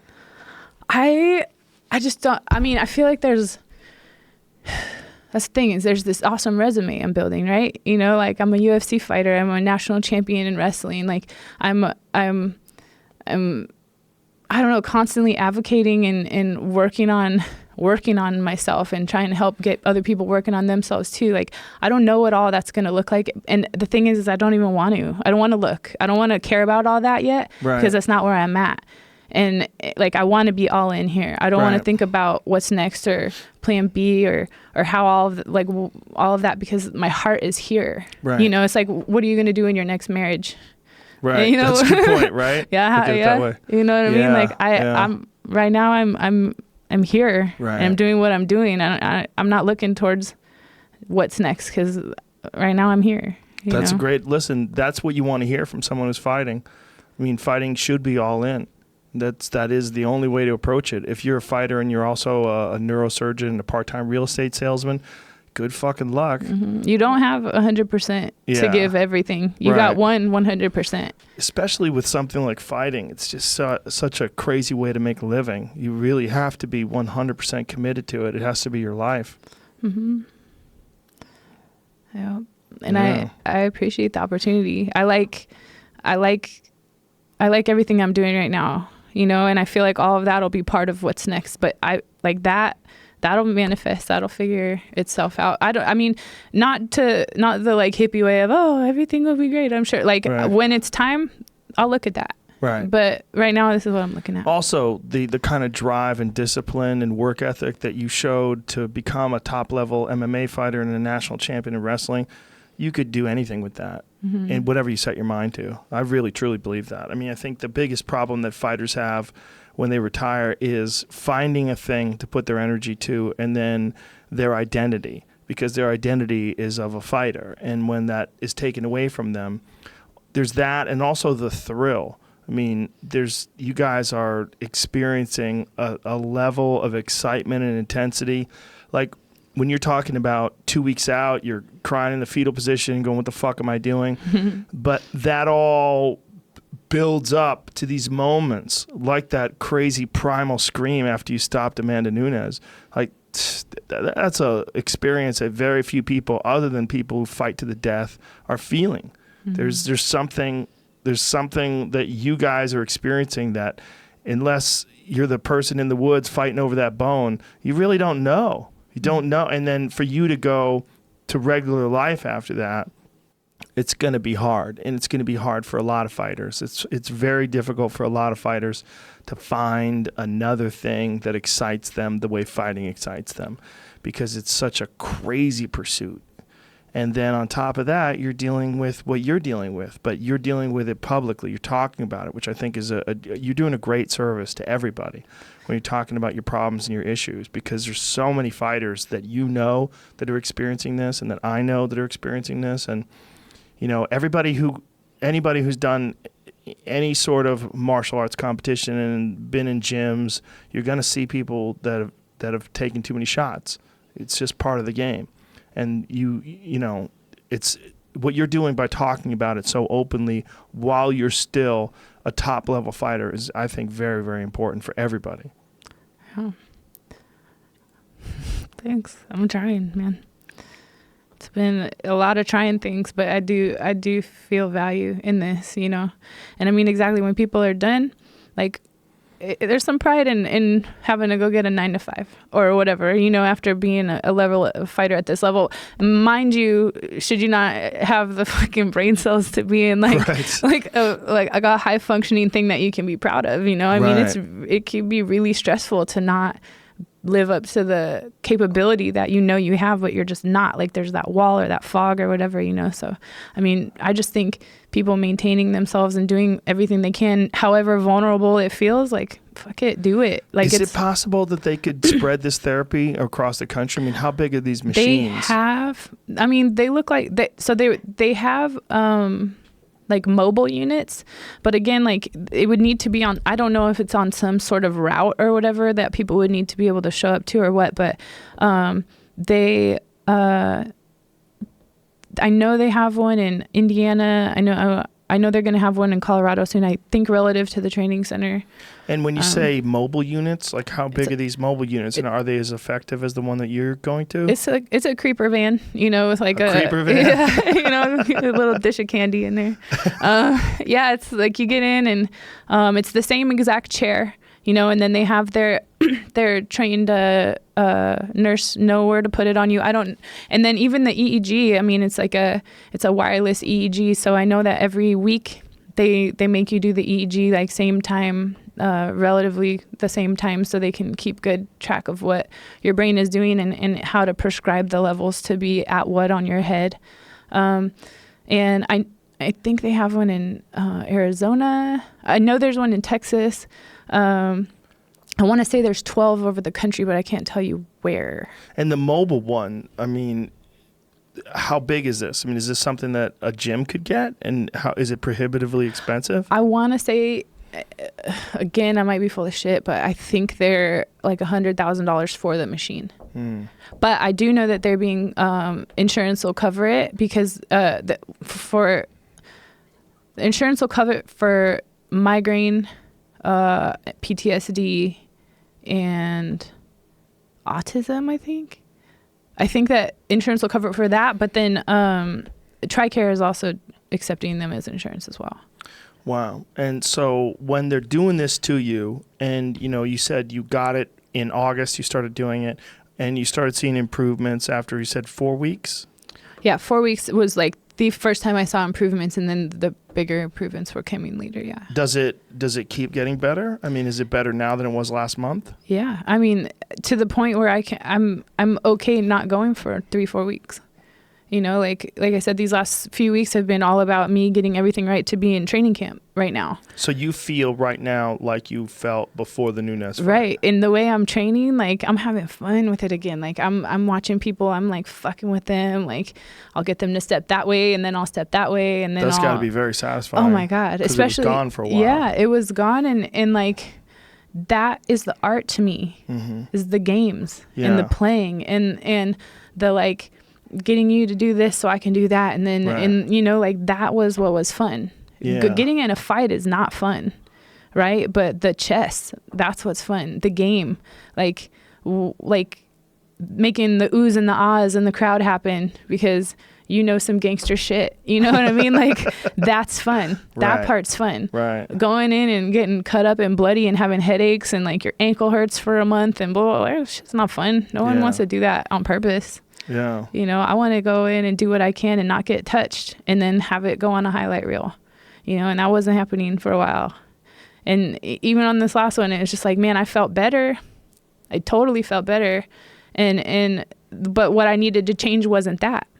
That was fine. What I need to change is other things that I'm changing, and I am. And again, like if that's how I have to learn it, cool. But like, it's all part of the process. I'm not, at no second in this entire thing have I stopped believing in myself. No second. The only thing I worried about was like, all right, am I going to be able, is my son changing my diapers here in a few years if I keep doing this shit? Like, I don't want that. But I never stopped believing that this is what I'm meant to do right here, right now. And I have time and I have more fights and I have everything it takes to go out and beat every single one of these girls, some of them again. I do know. Now, when you're in camp, how many days are you doing 2-a-days? Yeah. So some of them it'll be like, sometimes I'll have to add more cardio in the morning. So like if there's fasted cardio, if I'm heavy, depending on how that goes, as it's like a science. Have you thought obviously. About 45? Like, what do you walk around at? What do you walk around at? I can get all the way up to like, I've been all the way up to 76, but that was before I didn't know. That was when I didn't know I was hypothyroid. Oh. So, I mean, I was eating like 600 calories a day and doing fasted cardio and 2 workouts and my weight wasn't changing. Whoa. My coaches were like, what the fuck's wrong with you? I'm like, I don't know. I guess the women in my family get kind of big. So shit, maybe it's just that Midwestern style hitting me now, Wow. But no. And then when I went and I got my panels done, like everything was all screwed up. And this then is post the Nunes fight. Mm-hmm. Before the Nunes fight, what was the heaviest you got before then? I never broke 155, 152. Wow. Yeah. That's crazy. Yeah. Yeah. I walked around like 140. I didn't even have to cut for Misha. I woke up in the morning, just didn't eat breakfast. Wow. Yeah. And then now I'm a big mama jamma. Like I look at food and I get fat. It's so annoying. So but I don't hate it. You on Armour Thyroid or something like that? It's levothyroxine. Mm-hmm. Yeah. Okay. Yeah, I take it every morning, like 15 minutes before I can eat anything. You should look into Armour Thyroid. It's a thyroid that's made from pig thyroid. and apparently it's more bioavailable. A lot of people have better results with it. I would try. I wouldn't try it now just because I'm in camp, but maybe in between the next ones. Yeah, I'm hypothyroid too. Really? Yeah, it runs in my family. Yeah, my family too. I didn't have a weight problem because I was working out a lot, but I was getting headaches. And I went to a doctor to get a check, like at the end of the day, like say around like 7 o'clock at night, after dinner, I would be so tired that I just I couldn't talk. I just had to lie down. I couldn't hear it. I was like, I don't know if I can talk. Boom, and I'd go out, and it was like, God, these headaches are weird. Like it didn't seem normal. And, like the late, I guess it was like after dinner headaches, like right before bed. It was not a normal exhaustion. I started getting nervous about it, and then when I got it checked out, it made sense. And my mom has it. My sister has it. It runs in our family. Yeah. I don't know if it's that genetic for my family, but you think it's from the head injury? I mean, it was right away. Yeah. It was on set, and then then you do these MRIs and you do all of this other stuff, and it's like, all right, well, there's where your head hurts, and there's what's wrong, and so, I mean, it's all too perfect, Who puts together your camps? Like, who decides what you're going to do as far as like how much work you're going to do, what kind of training you're going to do, whether you're going to do sparring or they're going to do. So this training camp, I'm outsourcing different things. So I have, I talked to Eric Del Fiero about it, and I said I wanted to outsource the jiu-jitsu and the Muay Thai, and those are going to in itself take so much time, right? And then my strength and conditioning I'm doing with Chad Macias. He's badass. So my strength and conditioning coach, Lauren Landau, do you know who he is in Colorado? Yeah. So he's like family to me. He's been there for everything. Like, I don't even know when he got there, but he was always there. He told me about Chad.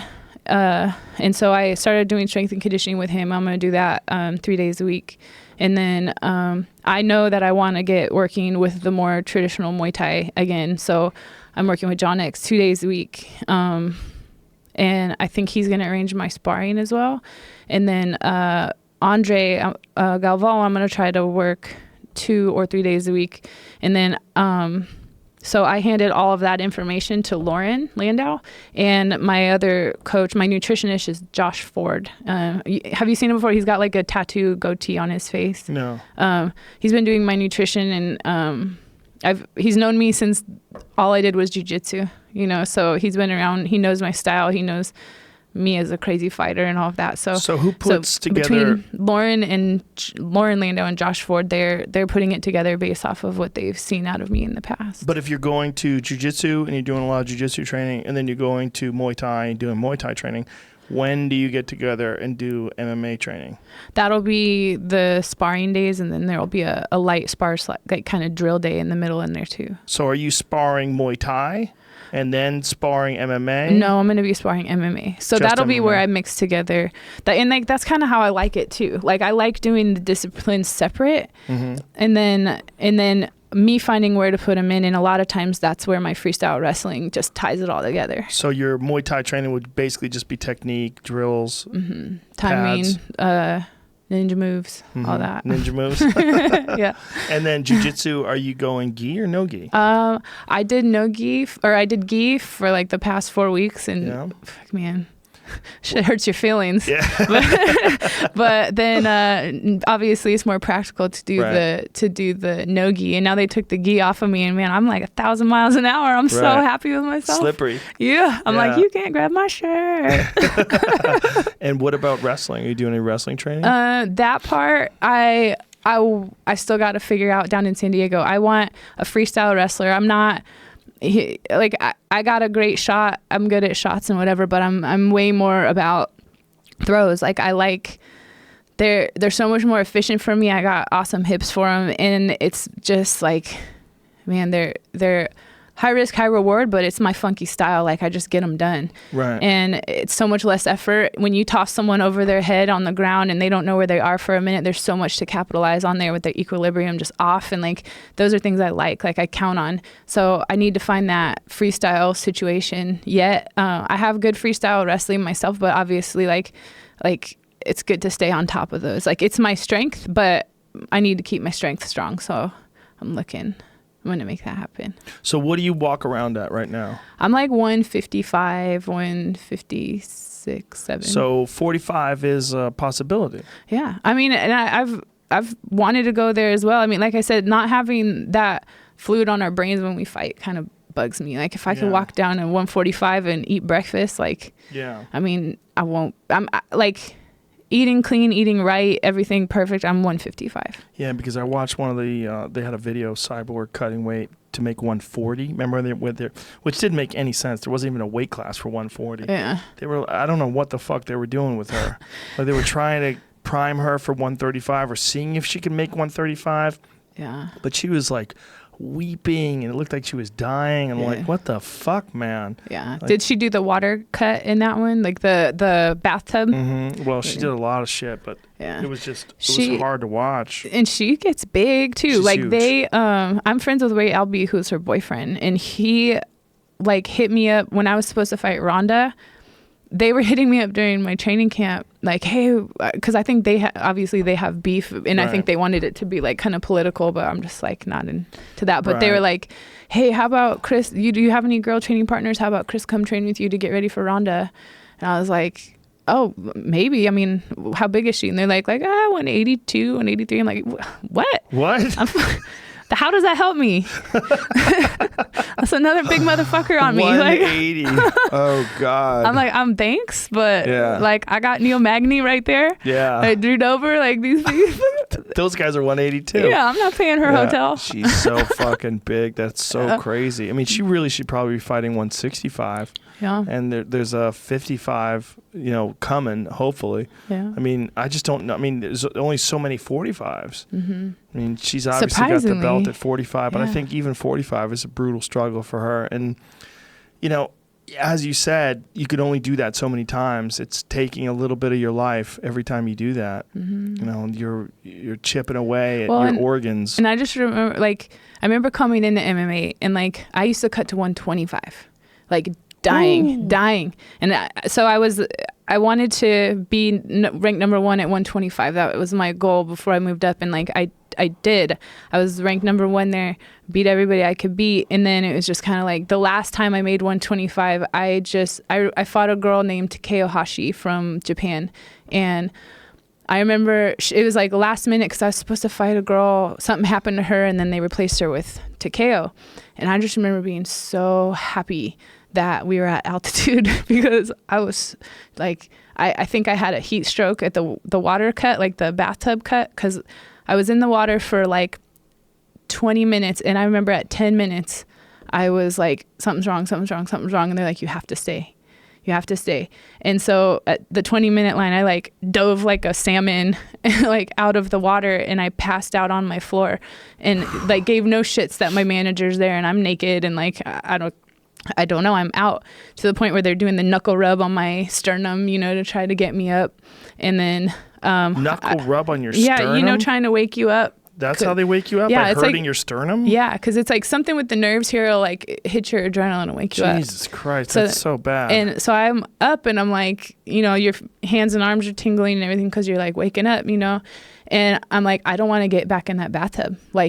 Put the sauna suit on me. I don't put it on me. I don't, so not that I mean, health wise, I was not okay, but it was I'm not getting back in there.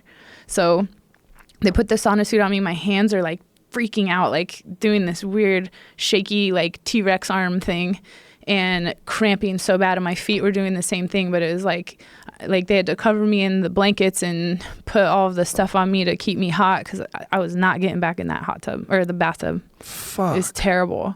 And after that, I remember I felt it in the fight and I was I'm so glad we're at altitude because I feel horrible. I can't do this again. And then I went up to 35s. Jesus Christ. Yeah. It is the worst part of fighting. It really is. And it's so unnecessary. There's got to be, what ONE FC is doing, they've got some, they're eliminating weight cuts by doing hydration tests and testing people several times during the camp, finding out what you weigh, finding out what your actual weight is. And Ben Askren went into the the way they're doing it in detail when I did a podcast with him, but that seems to be the way. And they made everybody move up a weight class, essentially. Just I mean, and that's the thing is, contracts can still exist, but maybe you're just contracted as a fighter and you have to fight certain amounts of time a year or whatever. But to have people contracted to weight classes is like, it's hurting the sport, and it's obviously hurting fighters individually as well. But like, it's just unnecessary. Yeah. What you should do is fight. I mean, I think there should be more weight classes. Yeah. There should be more weight classes so there's more opportunities, and you should be fighting what you are when you're healthy. It's hard enough to fight. And I think especially because the sport is it's very blatantly clear that this is not a bracketed sport. Like, this is an entertainment sport. Now, it's clear. Like, we're doing what puts butts in the seats. Right. We're doing what's best for the fans. So at that point, what do these divisions really matter? It's about the matchup. Mm-hmm. You know, you can throw a belt on any fight these days. Like, so I think if we're going to evolve the sport to having entertaining fights or entertainment type fights, like, we should just evolve the contracts to that as well. Like, shit. I mean, it'll still save the entertainment value. Like, look, you can get or catch weights even. Like, what do you guys want to agree on? You know? Right. Like who's down for what? If you had an ideal weight, what would it be? To fight at? Yes. Probably 45s. 45? Yeah. I feel like I'm skinny enough that I'm like flying squirrel flexible still, you know, but still hella strong, you know. But when you're dealing with someone like Cyborg who's coming down from 180. That's the thing though, is me healthy, like, it don't matter. Like, I'm the water, she's the rock. You know, and that's something I remember thinking when I was going into 25s, is like, I'm going to be huge against all these girls. You know, like, they may not be as dehydrated and fucked up as me, but I can hold them down. Right. You know, and I can do what I want and eventually break them. Right. You know, and she's got that in her back pocket too. Yeah. But like, you know, you get I thought watching the Tanya Evinger fight, like, there was a lot of things that I saw in that fight against Chris that I was like, damn, like that right there, there's something I could do there. That fight to me seemed like Chris was being very cautious and conservative, and that she was just picking her shots and just trying to be very professional. Like, the way she was fighting was not like this marauding, rampaging destroyer like we've seen in some of her other fights. She fought much more technical and Tanya Evinger was throwing wild fucking barstool type shit. She was just, her hands were down. She's winging big bombs. She knew she had to go for broke. And, you know, Tanya Evinger's tough as fuck just to take that fight. Yeah. I mean, the difference in size was so apparent between the two of them when you saw them inside the cage. And, you know, Tanya's just a really tough woman. Yeah. But her style, she was just trying to be unpredictable and wild, you know? Yeah. And Cyborg was just moving in like just real professional and technical. I felt like she was cautious. I mean, it was a big fight for her too, you know? Yeah. Yeah, was that the first belt defense? What was that? No, that was the first belt, because Holly and Germaine fought for the belt. Right. And then that didn't happen again. Yeah, and Germaine was like, see ya. Germaine de Randamie was like, not interested. Yeah. Where does she go? She's still fighting. Well, remember right after the fight, I interviewed her after she won. First of all, that fight bothered me. It bothered me a lot, because she hit Holly after the bell twice. One hard and really rocked her. And I watched that. I was like, fuck, man, that is a big shot. And like, you could say you accidentally did it once maybe, but she did it twice, and one time hurt her bad. And even so, when I watched the fight, I'm like, that's the times when she hurt Holly, was after the bell. But Holly fucked her up twice in that fight. She hit her with that question mark kick, cracked her and rocked her, and then she hit her with a straight left hand and dropped her too. I felt like Holly deserved the nod in that fight, and I definitely think she deserved the nod if you take points away, which I definitely think she should have taken. She had points taken away from her. It didn't sit with me well. And then after the fight, she said she needed, when I asked her about Cyborg, she's like, yeah, I'm getting surgery. She's like, I got something wrong with my thumb or something. So I was like, okay, she's going to get some surgery. And then it became a PED issue. She said that Cyborg is a lifetime PED cheater, that she's a performance-enhancing drug user, and that everybody knows it, and she's not going to fight her. So she basically just gave up her title and went back down to 35, I think. So she is fighting again. I don't know if she went and got surgery on whatever was going on with her hand, but she is going to fight again. But she hasn't since, I don't believe. Mm-hmm. I don't think so either. See if you can find that. See, Germaine de Randamie. See who she's fighting next. She hasn't tweeted since November about a fight then. Damn, November. Yeah, it didn't happen. See, that's a person not investing in social media. Are you doing it right or are you doing it wrong? I don't know. She's like, I'm just not interested in this anymore. Yeah. What's crazy, because this is how fucking tough Cyborg is. Germaine de Randamie fought a dude and KO'd him. I mean, there's a Muay Thai She's fight been with her through fighting wars. a dude. Yeah. I remember when I first started fighting and like getting pointed at, looking at like that. Like, here's why you want to learn Muay Thai. And I was watching her. I was like, that girl is She's a fucking beast. gnarly. She's nasty. Been through some wars, and she's like older too. No, I mean, I can't say older. I'm like one of the older ones now, but she's older than me. Little older than you. Yeah. But she fucked up a dude. She KO'd a dude with a straight right hand. Yeah. I mean, it's and then she fought a guy, like knew it was a guy, signed up to fight a guy, fought him, beat him, and they're like, Cyborg? Yeah, I'm not doing that. That's how scared she is of Cyborg. Damn. Which I get it. I fucking get it. Cyborg walking around 182 pounds. I get it. She just carries you around on your hip. Yeah, I mean, it's a really open division, 145 right now, and Megan Anderson is about to fight. Is that at 45 Holly. or 35? I believe that's at 45. Oh, nice, Megan nice. Anderson's a big girl. She's big. She's a big girl. Yeah, that's a legit 45er. She's strong. She's in her prime. She's really tough. She's good at everything. You know, she's a legit girl. And fighting Holly in her first fight in the UFC also like shows how much they think of her. But I mean, how many fighters do they have at 45? There's like fucking 3. I mean, who the fuck is there? You got Holly, who fought Cyborg and lost, and then what else you got? You got Megan Anderson, who was over in Invicta, and most people, other than the hardcore fans, don't know about her. And she's trying to get her name out there. So what do we got here? Is that the whole division? Yeah, it's 4. That's the whole division. Yeah. Jesus Christ. Oh, Yana is on there too. Well, Yana fought Cyborg. She's little, isn't she? She got nuked. Yeah, that was. I mean, she did her best, right? When did she fight Cyborg? Same night I fought. UFC 222. She looked good until Cyborg got a hold of her. It's just like one of those things where when Cyborg starts landing on girls, you see the look in their face. They're like, what in the fuck? Abort! What am I doing in here? I mean, I was most impressed with Cyborg on her kickboxing loss when she fought Jorina Barge. Did you ever see that fight? She fought her in Muay Thai.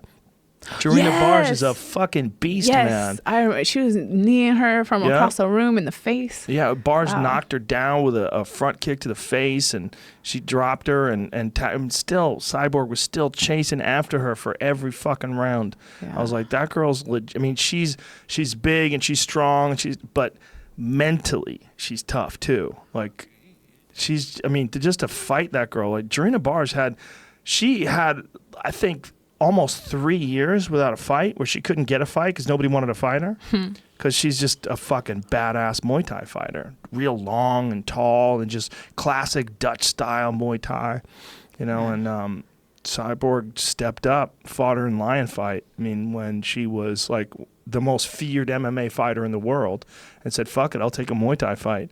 And with like 0 Muay Thai professional fights, fought like one of the best girls ever. It's really pretty admirable, you know, how badass she is in that regard. That was cool. But, when you have a division that's that small, it's like, what do they do? Yeah. You know, I mean, what are you going to grow girls? Make them get bigger? Like, hey, girls, want some food? Like, here you go. I mean, this isn't the Pride days where they could just fill them up with whatever the fuck Gabby Garcia's on, and and to toss them out there, they have to be legit, Yeah. I don't know. Yeah, I mean, it's a weird situation because I don't follow enough to know what is out there. Do you follow Invicta, or do you pay attention to any other organizations outside the UFC? No. No, and honestly, I don't watch the UFC that much either because I don't have cable. Like, You don't? No, I have Netflix and a DVD player. Like, Wow, we just old school. Yeah, we go crazy on 80s and 90s movies. Wow. Yeah. Well, look, with Netflix, you kind of don't. I mean, you could watch good shit all day long. You don't really. I mean, so many people have severed their cable now. They just don't want to do it anymore. Yeah. Fuck a commercial. You know? Right? I mean, and how much is cable? It's like $100 a month or something like that. Yeah. What's Netflix? 10? Yeah, something like that. Like, get the fuck out of here. Yeah. And it's not like you run out of shit to watch. Like, you could watch Netflix all day for the rest of your life and never run out of shit to watch. You know? It's a weird time for those cable companies. It's like the only thing that really keeps people buying cable, I think, or DirecTV, one of the big things is live sports. Yeah. Like live sports is like one of those things where you kind of have to have DirecTV or cable or something to watch live and it's sports. generational too. I mean, there's a lot of people that just always had it. Yep. You know. Yeah. My generation.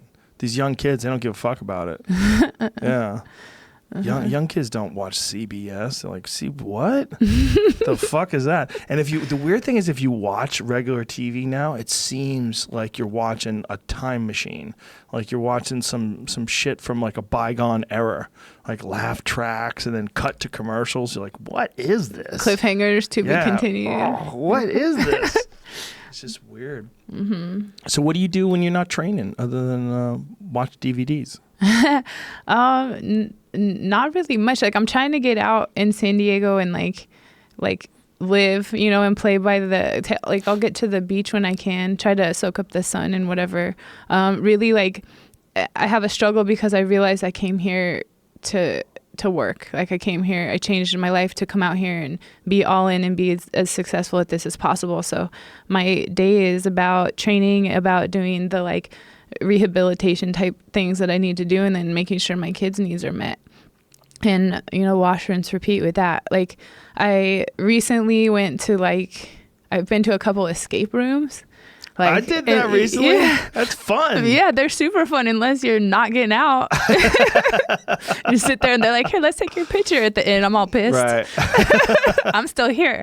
Yeah, I didn't get out. We didn't get out either. We got out of one room, but it led us into the second room, and we're like, yeah, it's hard. Yeah. I feel like it was hard for me being an athlete because I'm like, there's harder we can do. Like, I can work harder at this, but there's no working harder at it. Right. It's a smarter thing. Yeah. Yeah. And it's also like weird shit to piece together. You know? Yeah.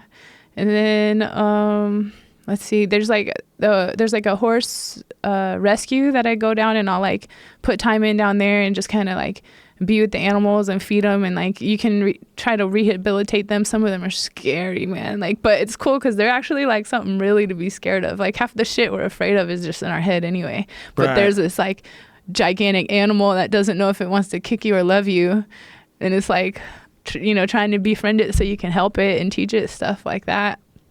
That's taken some of my time. It's been cool. That is weird with horses, right? Like, you could break them. You can lasso them and then let you ride them. Like, what in the fuck? Like, wild horses. People go out and catch wild horses and ride them around. Like, what other fucking animal can you do that to? Damn. That's so strange.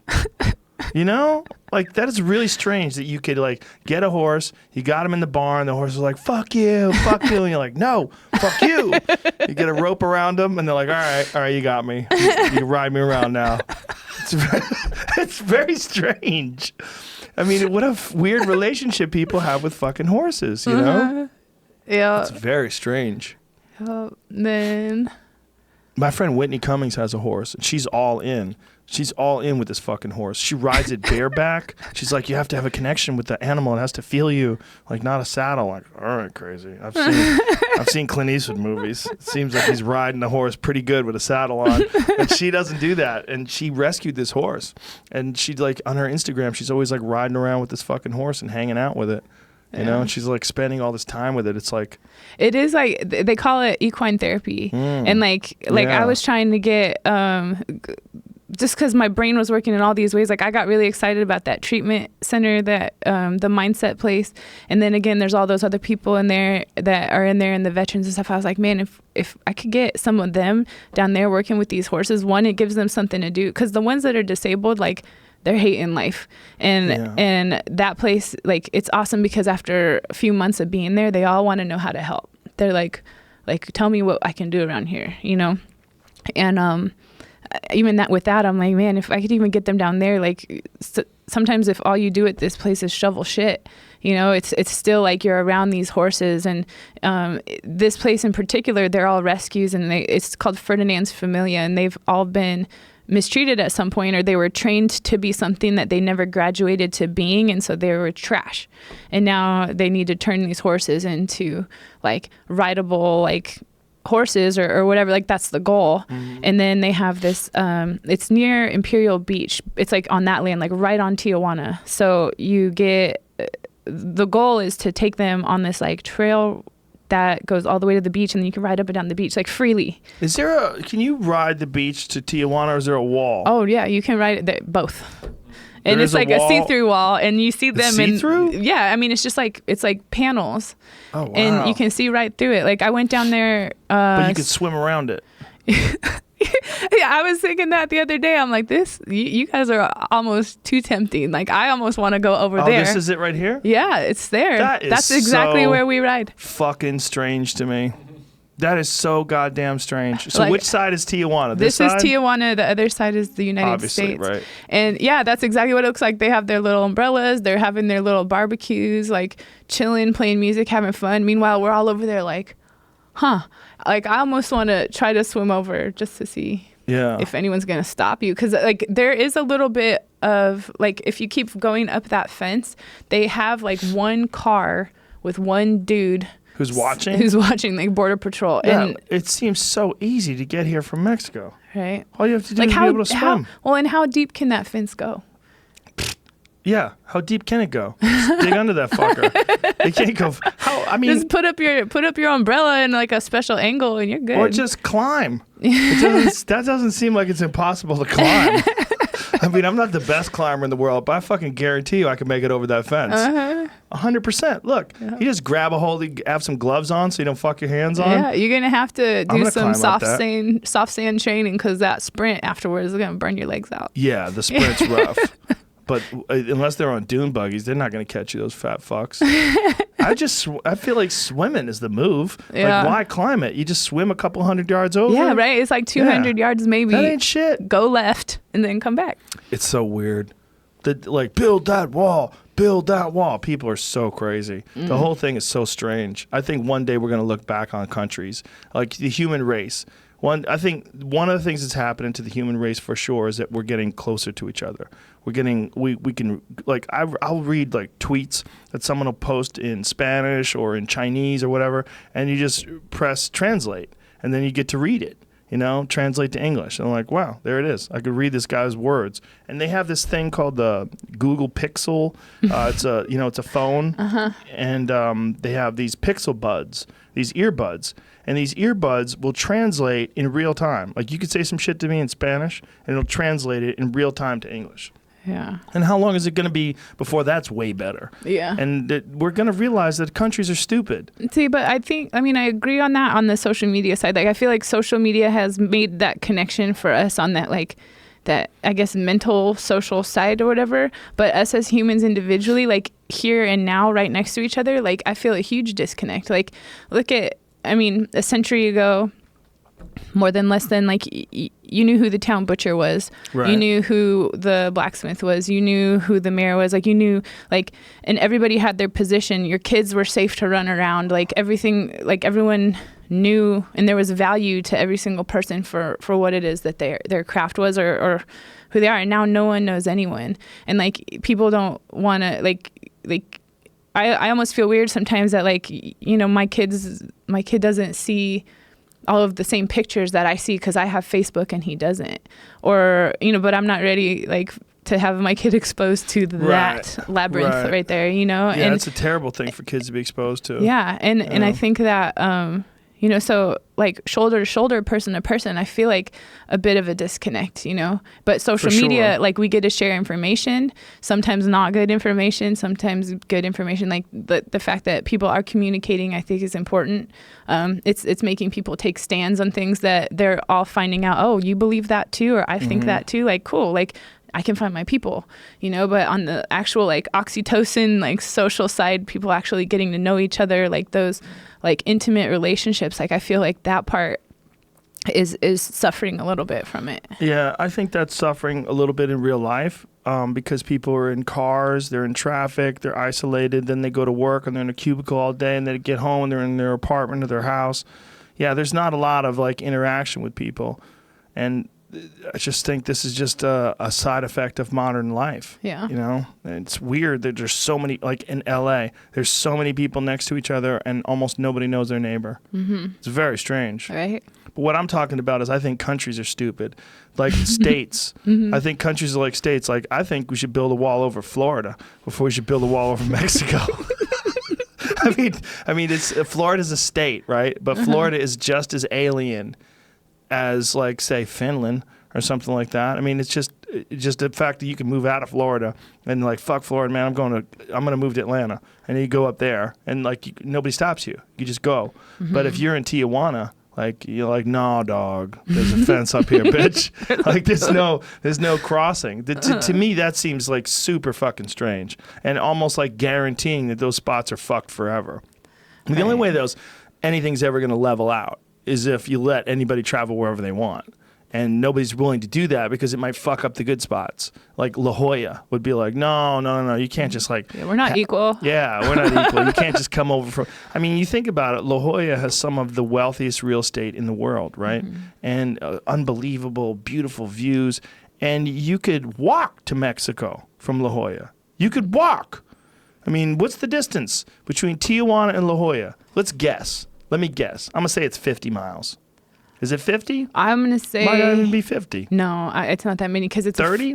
Depending on... Oh, yeah. I would say it's a 30-minute drive, like moderate, normal speed limit. No traffic. 35 maybe. So maybe it's 30 miles. So it's like a marathon. Like a marathon run, which people do. They run marathons all the time. 20? 32 miles. No? 30. So you're in fucking Tijuana. You're in a third world country in one of the worst neighborhoods of a third world country. And 32 miles away, you have like these unbelievable mansions on these bluffs overlooking the ocean. Like, look at that shit. That's crazy. That's crazy. Even Coronado. It's very weird. Yeah, exactly. It's very weird. Yeah. And that Coronado, the island, that's all super wealthy people, right? Yeah. That's where Dick Cheney lives, apparently. Yeah, they have the ability of shutting that whole island down if there's like vandalism or like because it's got its entry and it's out. Like, what is it called? So it's not exactly an island. Like it does attach to the land. What is that called? A peninsula? Yeah. Yeah. So, but they have an ability at both the peninsula edge and the bridge to shut it down as a community if shit's going down on the island and they don't want someone to get off. Wow. Yeah. That's how rich they are. Yeah. It's only one of the wealthiest places in the world. And another one, there's one off of Miami. There's like some little tiny island that's filled only with rich people. Star Island, I think. Is that what it's called? Yeah. It's like one of the most wealthy places on the planet. It's one little spot off Miami. Just filled with rich folks waiting for a hurricane to fuck up their life. Damn. Is that it? Star Island is a tiny neighborhood of massive houses and drama. Oh, there's drama. Oh, see the big X on it? Wow. Like, fuck this place. Okay. Kind of drama. Damn, badass houses, though. But they have good brunch, too. Yeah, that's their little... so they have a little bridge, and it's a little tiny island. All right. Good luck. Yeah. People are weird. Wow. People are weird, Cat. That's not safe. No. Doesn't feel safe. Not in Miami. A pirate, come wipe that whole thing out. Crocodiles. That place is filled with pirates.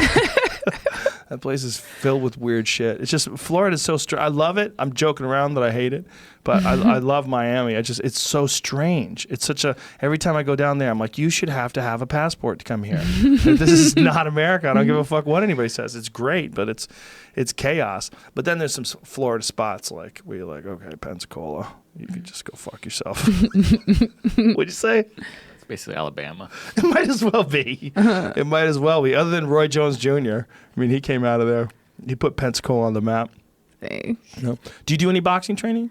I do. So Alliance has been like real helpful on my hands. Like I would say there's a ton of improvement as far as that goes. Like, and I never really focused on boxing before. Like I worked Muay Thai and kickboxing and between Dutch and Thai style, you know, and then to go there and have my hands sharpened was pretty cool. I just never, it was hard for me to relate boxing to any sport I'd ever done. And like, as an athlete growing up as a kid, like if I can't understand something that I'm learning, I try to relate it back to some like muscle memory of some motion I've done before in some other sport, like volleyball or swimming, or like what's the mechanics of how I've moved in something that I can even dance, like turn into getting like some kind of value out of, so I can learn this thing. And like boxing was not like anything that I'd ever done before. Like I've never had a predominantly hands-on sport that I was good at. So it's been the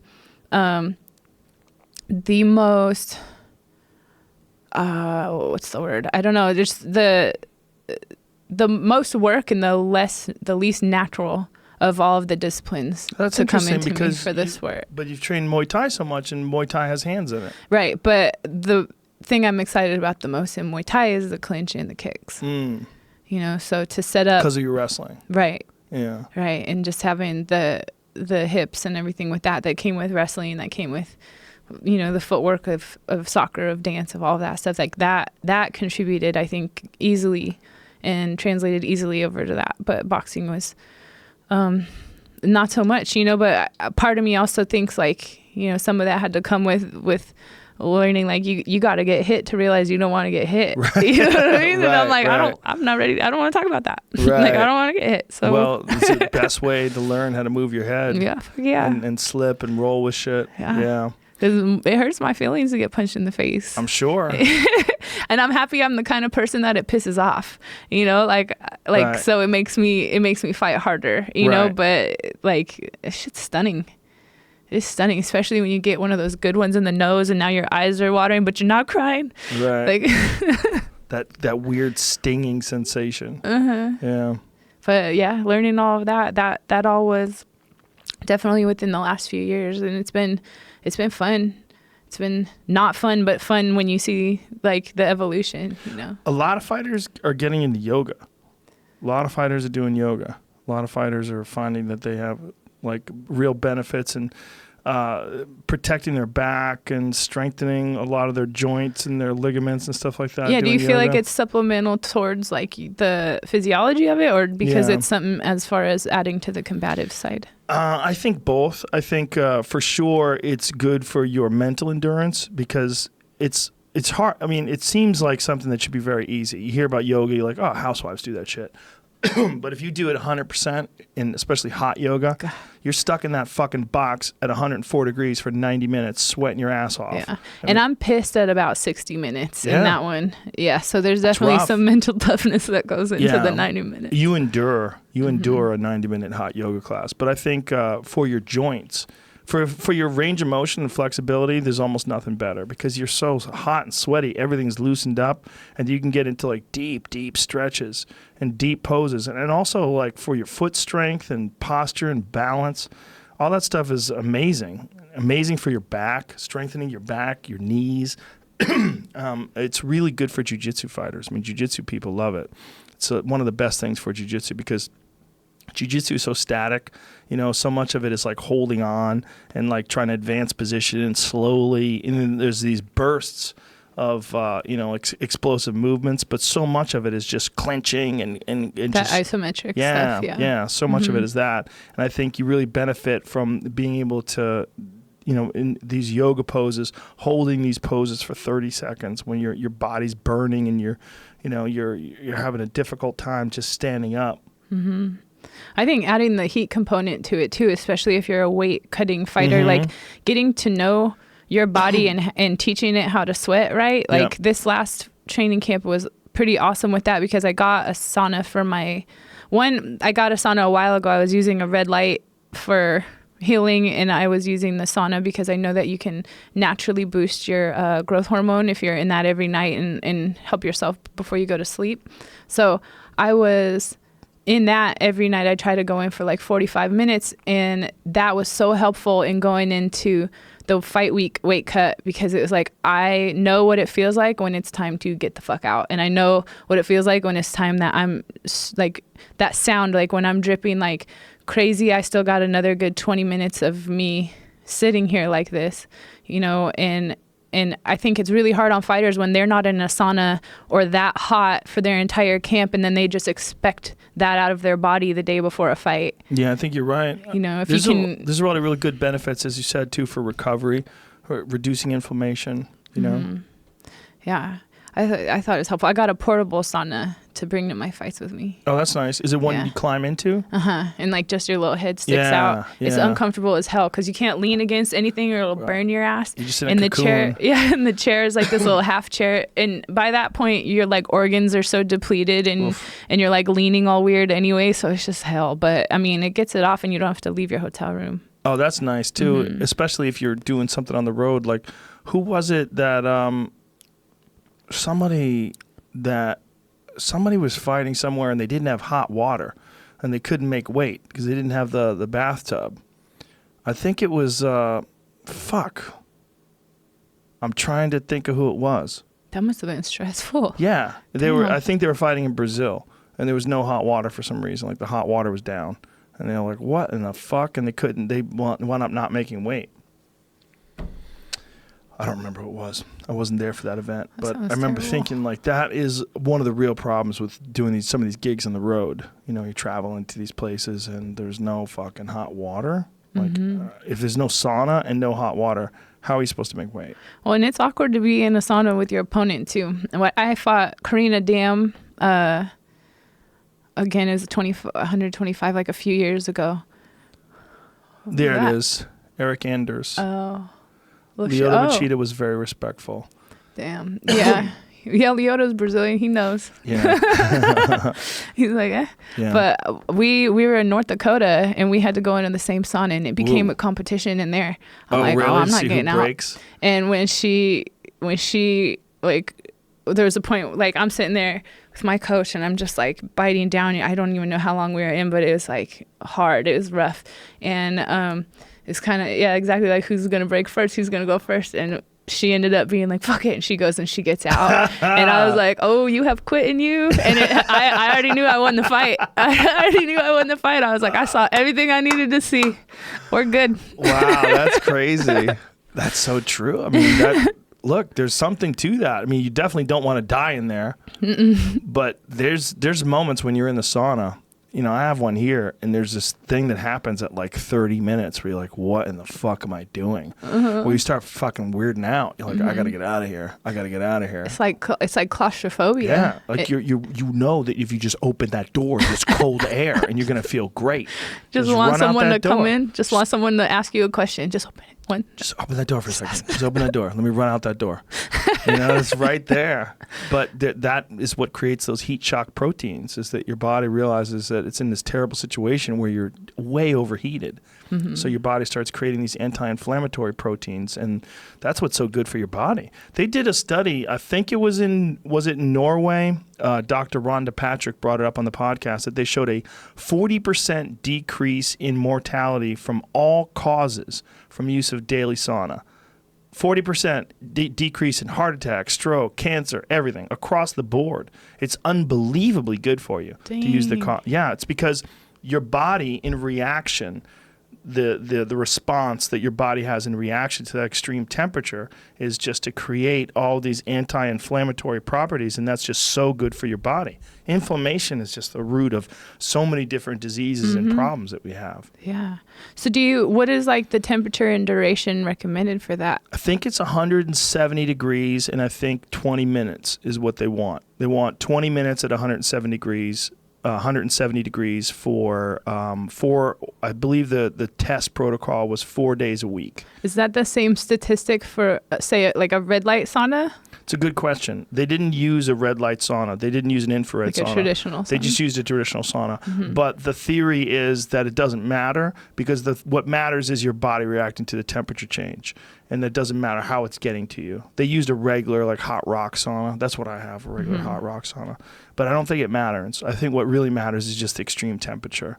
And there's a lot of people believe in those infrared saunas. I think they're better. I don't know. No, I just know your body likes sauna. Whenever I do it, I just feel better. Sleep all good. It's just better. It just feels better for my brain too. I just feel better about everything.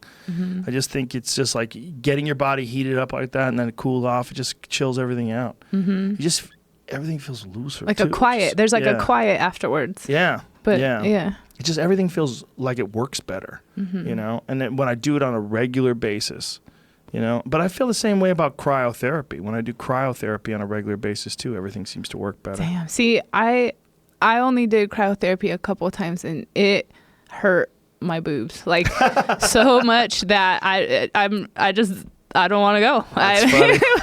I'll ice bath, and I mean the thing is I'll get in an ice bath and I'm really like I'll get in, but I'm complaining the whole way, you know, like not saying one nice thing to you or your mama. Like I'm getting in there and I'll do it when I'm ready, and oh man, it's awful. And those cryotherapy things, like I appreciate the speed. I appreciate like but like, do you really feel that they get through all of those layers of skin, like down to an optimal level on your tissue? Well, it's the same thing. It's cold shock proteins. What happens is, I mean, if they really got through your skin, you'd be dead. Okay. They really got through. But the idea is that your body produces these cold shock proteins in response to anything that's over or under 150 degrees below zero. That's the sweet spot, apparently. When you hit that 150 degree below zero, your body produces all these massive anti-inflammatory properties because, again, it thinks it's going to die. So it's like freaking out. And people with arthritis and people with severe autoimmune issues where they have a lot of inflammation, real problems with their joints and their hands, they have huge results from cryotherapy. There's a bunch of people that go to my place that they say that it's really essentially changed their life.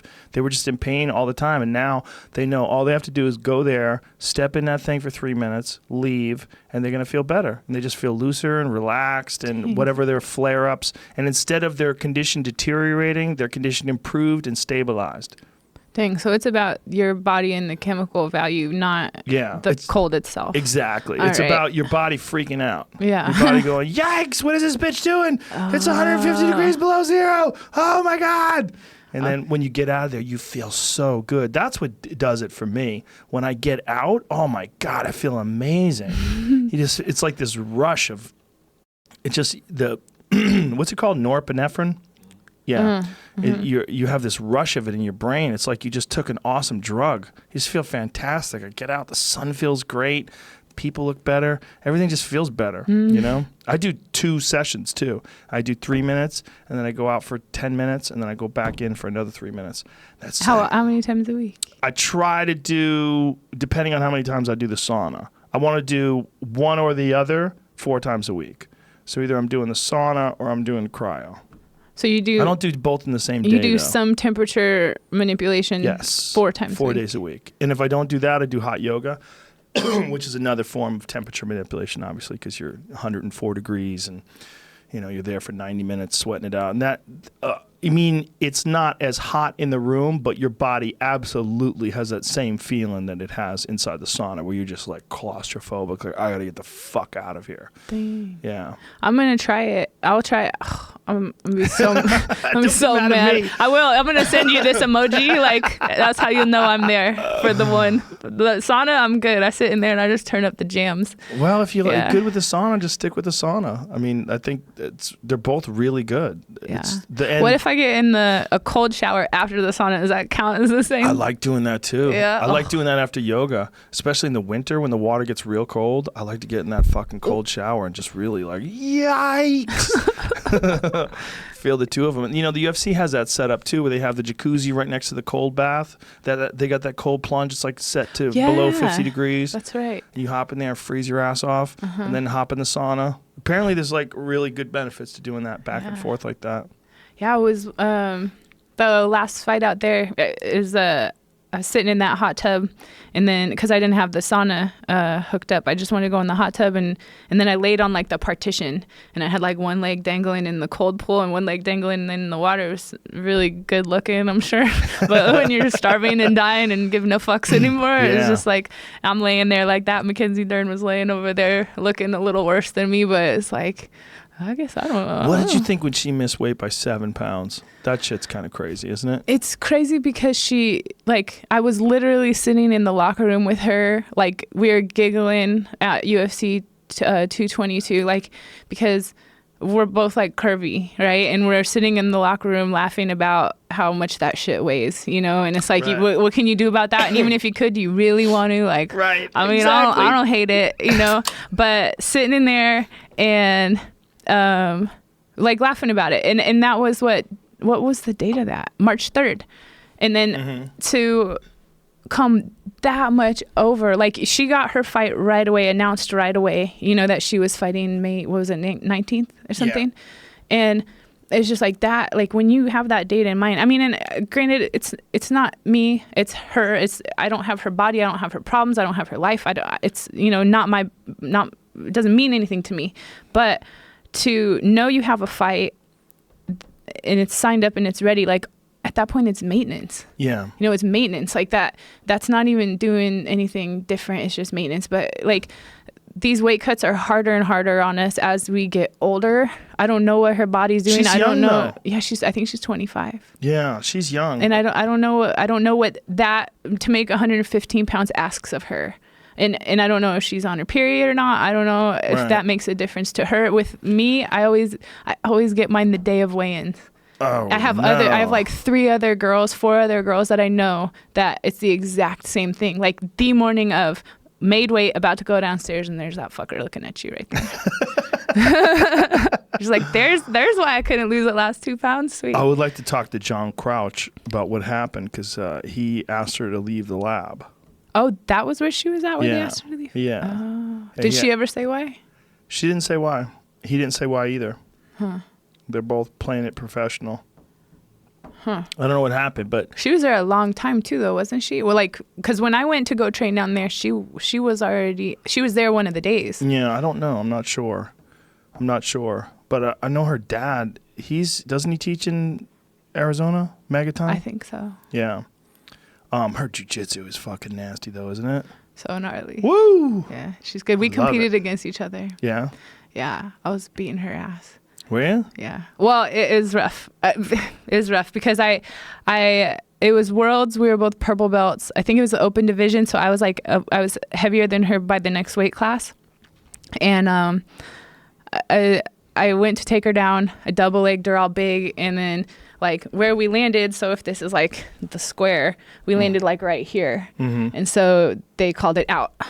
And so they reset us in the middle, so no points. Oh, so we get in the middle. Fucking you because she's McKenzie Dern? Because I'm not Brazilian enough, maybe. Yeah. Let's see. So they start us again. I'm like, okay, noted. Don't go near that line. Right. So I go and I shoot another double, pick her up, go take her down again. Same thing, but like it's out of bounds again because it was too close. Because my double is like a tackle, you know. Right. And then so we go back in the middle, and we shake hands and we go. So this time I go, shoot, I pick her up. And I look at the ref like, you're good? Is this good? Okay, put her down here? Yeah. So put her down, go to pass her guard, and I passed, and then I think I sat back for a straight ankle lock, and they're like, and they disqualified me. What? And they're like, you can't have an ankle lock? They're like, you can't do that. I was like, can't do what? And they're like, you can't do that, and it's in the rule books. I'm like, okay, if I'm gonna look in the real rule books, what am I looking up? What can't I do? They're like, you can't do that. You need to go. You're disqualified. I'm like, tell me what I did. And they said that I reaped the knee, but I didn't. Like, I really don't think I did, you know? So you think they were just juking the system to try to get her to win because she's Brazilian? I don't know.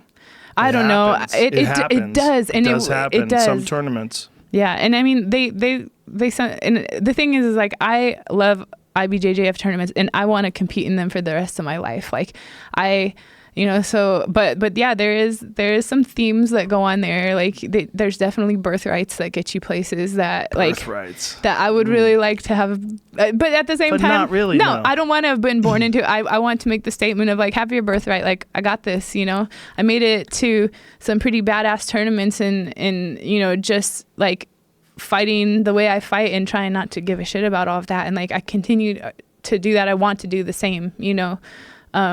But. That was a rough one for me. Like, I was excited about that tournament. I trained hard for that tournament. And I think we were each other's, like, I don't remember what match into the tournament it was, but to be disqualified, and it was like, but I still... Like, what do they call specifically reaping the knee? Don't you have to go against the joint? I don't know.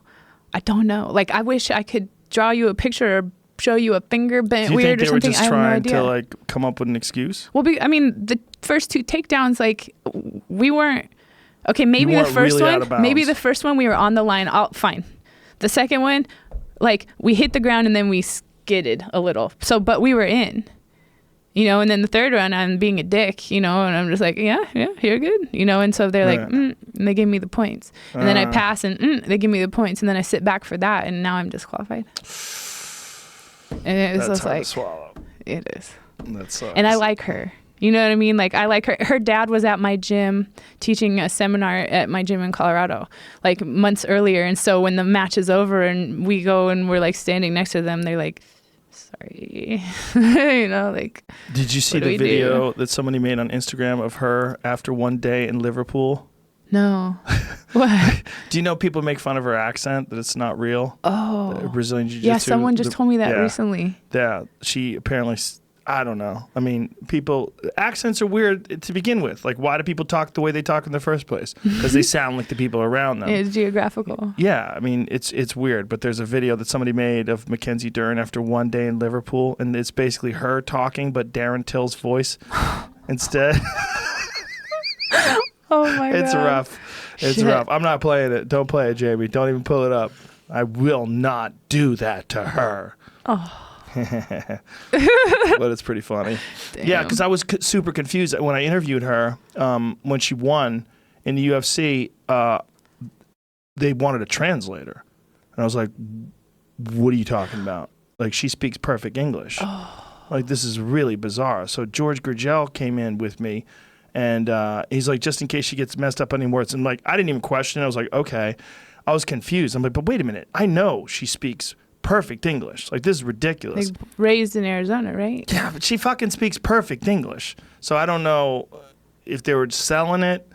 I don't know whose idea it was. I don't know. I don't get it. But the fucking internet got it. They went crazy. Really? They went crazy. Everybody was like, "What in the fuck is happening?" I didn't question it. I'm like, "Look, I'm just here to interview her. I just want her. I mean, she wants to speak in Portuguese. She wants to speak in English. I don't give a fuck." But I was like, "Why do you need a translator? Like, that's insane." Damn. I don't know all that. I don't know all that either. She definitely speaks English really well, though. Is there a benefit to being Brazilian? Well, yeah, I mean, obviously that's a huge demographic in this sport. Huge.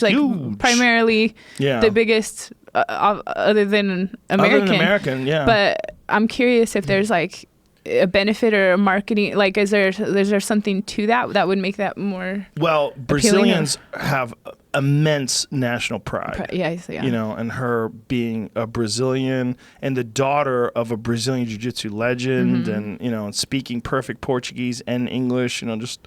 I guess maybe that's the idea behind it. I don't know. She's killing it though, like technically and with her style. And I mean, like everything that she brings to the table is already good. You know, it's like. Don't fuck that up. Don't fuck that up with some. Yeah, who knows some what shenanigans. Yeah, I don't know. You know what? Sometimes when I get around people, like I feel bad because like I try to be like really empathetic, and when I'm around like foreigners and.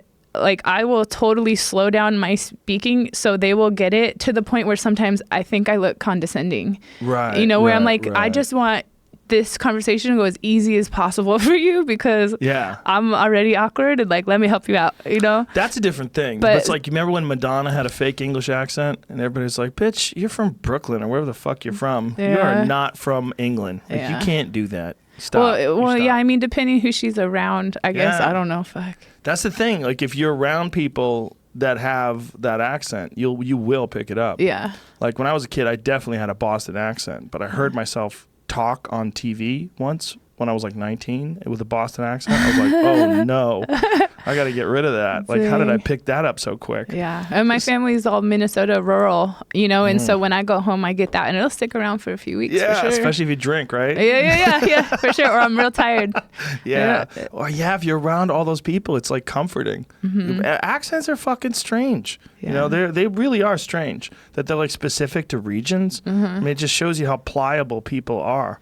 Yeah. You know, Southern accents. Well, and even like England, like you have like very, very different like British accents. Sure. So, like which I'm Liverpool. sure to them sounds exactly like, you know, Texas versus New York, you know. Yeah. Just the different twang. Yeah, my friend's wife is from Liverpool, and she was trying to explain Scouse to me, like the way they talk in Liverpool versus the way they would talk in, like, say, London. I'm like, y'all sound like English to me. You might as well be Australian. I don't know what you fuck. I don't get it. I get that you sound different than me, but I don't get what's happening though. I don't get the accent until like somebody like Darren Tills clearly has like that Liverpool accent. It's so clear, but I still don't get it. I don't know what it is. You know, like you could say he's from London. I'm like, oh, okay, cool, English. Well, is it like Ibiza that, or like whoever was a reign there had like a lisp, right? Yes. And Ibiza. so then Ibiza, and then that ended up being what the people picked up as like, was it a compliment or just how it happened? Because that's how things were like pronounced when they were being explained. Like, I don't know, maybe there's some kind of like speech impediment that went along with every different dialect and every accent. That is what it is. I mean, with Spain, the way they pronounce certain words is because like some fucking king somewhere along the line had a lisp. Strange shit. Did you know that there's a place in Brazil that has a lisp also? I forget. Really? Yeah.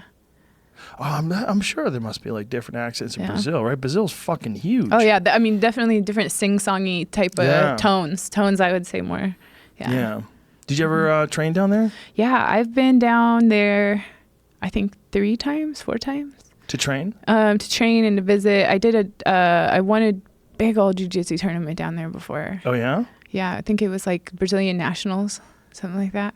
So I would go down, like get fully ready to train, get there the day before and cut, because once you're there and then compete the second day I was there, so the rest of it's vacation, because it's like once you're there, all the food, all of the like beach and like lazy, like there's nothing in me that wants to work hard. Once I get there, all I want to do is just enjoy the music and the sounds and the people and man. They know how to cook down there. Those churrascarias, holy shit, is that good. Brilliant. It's brilliant. Ooh, well, you guys have them in San Diego. They have them everywhere now, thank God. Yeah. But that style of cooking is the best. Those skewers over fire. That's what I'm talking about. Meat over fire. Yeah, that's it. And then the little sauces, like the creations, just oil and lime and seasonings. So good. I better not talk anymore. You won't make weight. Oh my gosh. I'll always make weight. I'm just a little bit more dead than others. Well, listen, why is Cat cut off her leg? We just did 2.5 hours. Isn't that crazy? Time just flew by. Right. So good luck in Boise. I'm looking forward to seeing you fight. I'm very excited, and I'm glad we finally got a chance to do this. And is it Cat Zingano MMA on Twitter? What is your? Do you know it? She's got to check her phone. I know how to send stuff out, but I don't know how to everything. It is Alpha Cat Zingano. Oh, yep, at Cat Zingano. And then on my Instagram, it's Alpha Cat Zingano. And then Facebook, it's Cat Zingano MMA Fighter. Cat Zingano, ladies and gentlemen. Thank you. I'm glad we finally did this. Yeah, me too. Thanks for having me. Thank you. My pleasure. Bye, everybody. Bye-bye.